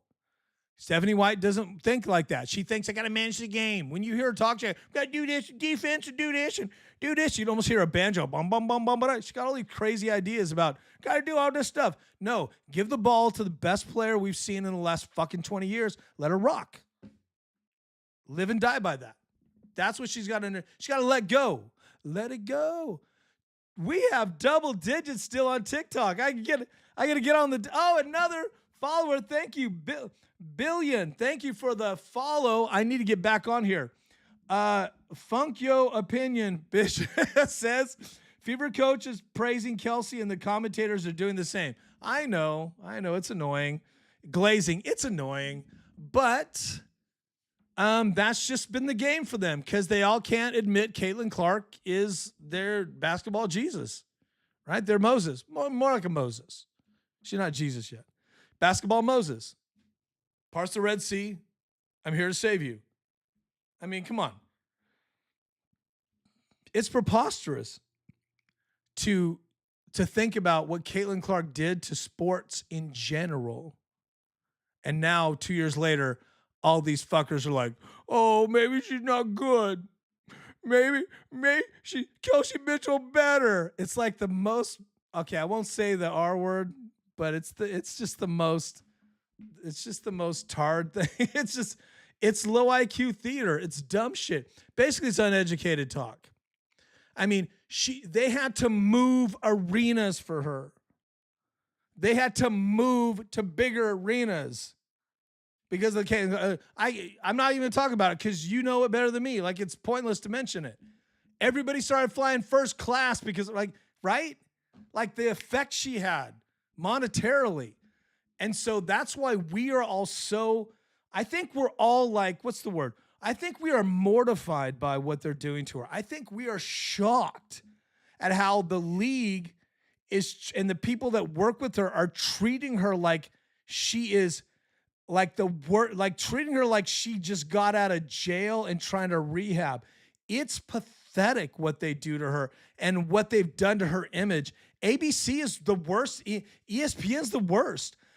Trying to put her stats compared to anybody in the W, anybody else is preposterous because there's nobody like her. Now, maybe Wilson because she's an MVP, but they're not the same kind of player. So I'm preaching. Too much ego, bro, Fernando says. Coach Larry Bird. Fernando, Larry Bird hates everybody, including himself. He's too old for this shit. It'd be like the Lethal Weapon. It'd be like Larry Bird and Caitlin Clark. Caitlin Clark can be like Riggs, be like always like going off the edge all the time. You want to jump? You want to get crazy? That's Caitlin Clark. And then Larry Bird would be like, I'm too over this shit all the time, trying to retire. I thought that was funny. Maybe you didn't, but I thought that was a funny reference. Fernando said, oh no, I wasn't going to say racist, Fernando. I was going to say the other R word. I apologize. Which ends with tard. In fact, I'm glad you brought that up. I don't think along those lines, by the way, just so you know. I know a lot of people do on the internet. I don't think like that. I never think like that because I don't live in that world. It's not a part of my life that I think those things. Now, sometimes obvious things happen and you go, hey, that's terrible. The world, but when it comes to the Caitlin Clark situation, we're way past that. It's about ego and money and control. And she's just too powerful. I dropped a video called Caitlin Clark is too powerful and too famous to be on the Fever and for the W. And that video is doing really well because I think people can agree with that. Doesn't check the boxes, dude. Fernando, I'm missing what I miss. Oh, but doesn't check the boxes. Okay. I was ranting, so I missed, but thank you for your response. Let's see here. Funk Yo Opinion, Bish. That's exactly, I'm not saying that to be funny. That's how it reads, okay? It's obvious White wants Kelsey to be the main star, but the players are saying Caitlin. Well, that's a really good point. I think there's a civil war in the locker room. God, we're almost at 3 hours, Desiree. My God, Desiree's our moderator. She's the goddess of the TikTok chat. You need to give her a tip her. She's amazing. At its core, the CC hatred is not about basketball. Secret, you're correct.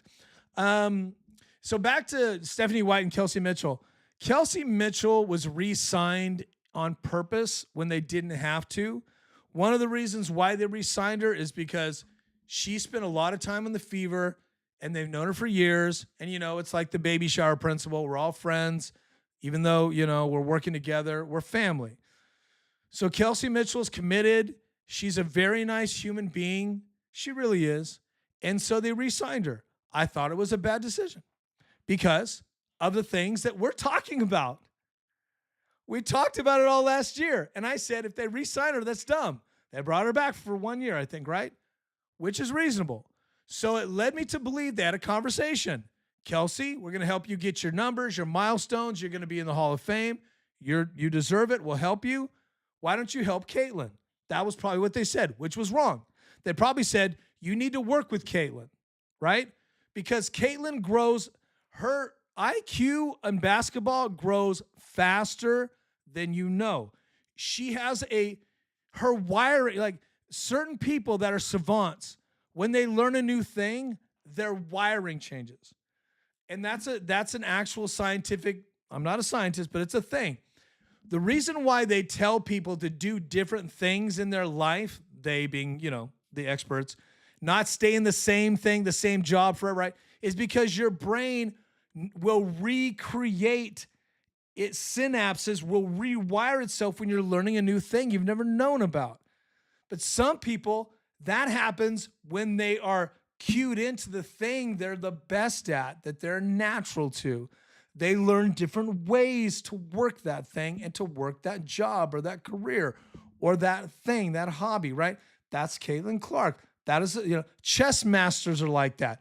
They work it around hard work, different way, body, muscle control, right? There's all these things that come so when a player works hard and starts to learn, it transforms him and makes him better. So my point with all that is Caitlin Clark doesn't need somebody to mentor her that's not better than her. She needs someone to show her something different.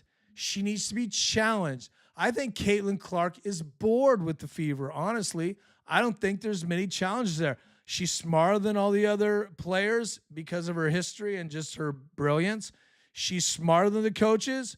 Remember last year, Caitlin Clark was Coach Caitlin, right? All of a sudden now she's a villain, but when she's hurt on the bench, oh, she's great, right? So I think when they brought Kelsey Mitchell, when they brought her in, I think they were like, they gassed her up and said, you can help mentor Caitlin, but it's the other way around. Or at least it's equality in the sense that Caitlin is like faster at other things. I can identify in a lot of ways. I'm not a genius, but I've gone through different stages in my life personally where I've taken on a new thing, learned a new skill, and I was faster at it than other people who had been doing it because I was focused, and I learned also you can hack yourself when you know how good you are at a thing. You can learn to hack yourself when you learn a new thing. I have a technique of hacking something that I need to learn. I know how I think and what I need to, how I read a thing. It's crazy, but it's years of practicing and working and learning about me. So when you improve as a person, it's because you're focused on you. And that's important to this team. They all need to focus on themselves and not necessarily worried about what they're doing on the team, like how many points they're getting or how many shots they're taking. But Kelsey Mitchell's in a weird spot. She's got a 1 year, and they need to help her. If she doesn't stay on the Fever, they need to help her get a better contract, right? They can't have her have a down year. That's not fair to her. So I understand all that. It's very complicated. That's why you need really smart people in front office that know how it works, and that's why you need coaches that know how it works. I don't think Stephanie White understands any of what Caitlin needs, but she understands Kelsey Mitchell, right? Because Stephanie White is more like Kelsey Mitchell in a lot of ways. She was a good player, but she's not a star. Kelsey Mitchell is kind of a star, but she wasn't a star before Caitlin. Nobody knew her. She was a journey person not a journey person because she didn't travel different teams, but she was an above average player, a scorer, one-dimensional. We see that now. Caitlin comes on the team, and it exposes everyone's flaws or everybody's strengths. There you go. That was a lot of conversation about that. You guys are amazing. All right, I think I'm dying here. Which side is Boston on? Great question, Jay. That's a great question. That's a great question. Here's the answer. She's on the side of the person that signs that $1 million paycheck every year.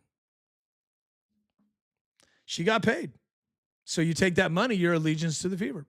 So I think, she's going to be a little more on Team Stephanie. The locker room is Team Caitlin, Team Stephanie. It's like Twilight with basketball. and no vampires. Wow. Okay, so you guys are changing my life here. My brother, I'm out. Fernando says, have a beautiful weekend and God bless, Jason. I'll see you next live. I wanted to send a super chat, but the YouTube doesn't allow me. No problem, my friend. Thank you. All right, Fernando's out. I'm almost at 3 hours, so we'll go a few more minutes. This is the craziest live ever. Well, not the crazy. We've had some crazier. You guys are crazy. Animals, Seeker. Okay, thank you. Ken Mick Egg? Is that an egg there?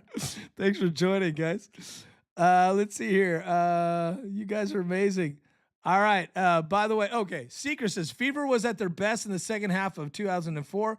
Kelsey was running the floor and moving. Fair enough. Fair enough. That's a good comment. Yeah. I'm sorry, 2024. Sorry about that. So that was amazing. What else did Fernando say? She's got a new fadeaway. Fernando said that about Caitlin. That is correct. Fernando knows his basketball and a good agent. Fernando knows about. I like Fernando. I wonder if Fernando's Caitlin Clark, just pretending to be Fernando. You never know. We do, by the way, we do football. Let me reset before we sign off. We do football lives. It's crazy. You think this is crazy? NFL's crazy. Now look, Caitlin Clark is the Fever and Caitlin Clark. People love talking about them. So this is nuts. Like this is the first 3 hour live I've done, I think, on the Fever in a year. It's nuts. It's a lot of fun. I appreciate it. People care. When we do NFL, it's nuts. It's really crazy. It's going to be like, wow, like it's going to be nuts. Desiree's going to be, fingers going to be smoking. So join us for that. So let's reset and wrap up. I want to say thank you. My name is Jason Daniel. Fever smoked the sun. Caitlin Clark had 25 points. Sophie had a fourth quarter blitz for the W. It was insane. You got to watch that fourth quarter. If you missed it, watch it. I may do a little TikToking on it tomorrow, but I have a lot going on, but I'll try. Fever beat down the Sun. Good win for them. Win on the road. Important. Caitlin looked good. Great win for all these things. I'm simulcasting live on YouTube and TikTok. Desiree is, who I mention a lot, is a friend of mine. Known her for a few years now. She's the goddess of our chat. She's amazing. She runs the TikTok chat. The reason why this works so well is because of her hard work. Brad Dickey, thank you for the follow. I love that name. Something tells me there's a story behind it. 14 new followers tonight. That's amazing. We are 5 over my goal. You guys are incredible. 30,000. You heard it right. 30,000 hearts. Desiree did 25 of them, but thank you guys. Desiree's a moderator. She's incredible, so give her a thank you if you can. We do lives after every Fever game, unless I'm not able to for some reason, but I will try. I'm in California, so from 7 to 9, I could go live if you want to. If you follow me on, subscribe on YouTube or follow on TikTok, you'll be notified. We have a $2.99 subscription. Desiree just put it up there. $2.99 for if you subscribe for fantasy football, and then direct DMs to me if you want to slide into my DMs. I get too many DMs that are locked out, so subscription, you get a separate chat. We could do a special lives. I will coach you on fantasy football. Plus, you can get into our league, the League of Goats, which is insane. It's going to be here before you know it. The price goes to $10 if you don't jump in early, so check that out. Yeah, we have stickers and lives and fantasy football. I know Desiree beat me a few times last year. I'm still sore over that. Ken McEgg. I'm just calling you McEgg. I think that's an egg right there. Thank you for 15. Thank you very much for the follow. Appreciate that, sir. Thank you for joining. If you guys, we've had a really solid live. Thank you. We've had a solid live on YouTube as well. I want to say thank you to Desiree, of course. Seeker 5, thank you. We had someone from France come in. Desiree was interpreting. Tonight was insane. I had no idea it was going to be this much fun. We had so much going on. Okay, if you want to watch the entire live TikTokers, it's on YouTube. We're simulcasting on YouTube. Jason J. Daniel YouTube. You can watch the entire show there. Put your comments in there. I let the raw live simmer, and then a day or two later, I'll do some clips or maybe cut out some of the bullshit. But most of them just get reposted I put some music on it and all that kind of fun stuff. But the lives are in my live section on YouTube. All the shows are numbered. Again, I go live after every Fever show. We're going to start doing some football as well. So you may see some football lives put in there because things are starting to heat up as we get closer to preseason. I hate preseason. I don't believe in it, but I may do some lives during preseason just if things are interesting. That's about it. I guess am I missing anything? Great night. Thank you. Yeah, Desiree, it was a great night. Desiree, by the way, is up late. And she was fighting a tornado, okay? She lives in Tornado Town. Well, that's not a real place. But she lives in a state where there's a lot of tornadoes. I know. She needs to move, but she won't. But there you go. Desiree, again, thank you so much. I want to say thank you to you guys. I'm going to sign off on the YouTube first, and then TikTokers, I'll finish up with you. So for you watching on YouTube, take care of yourself. And via con Dios, go with God.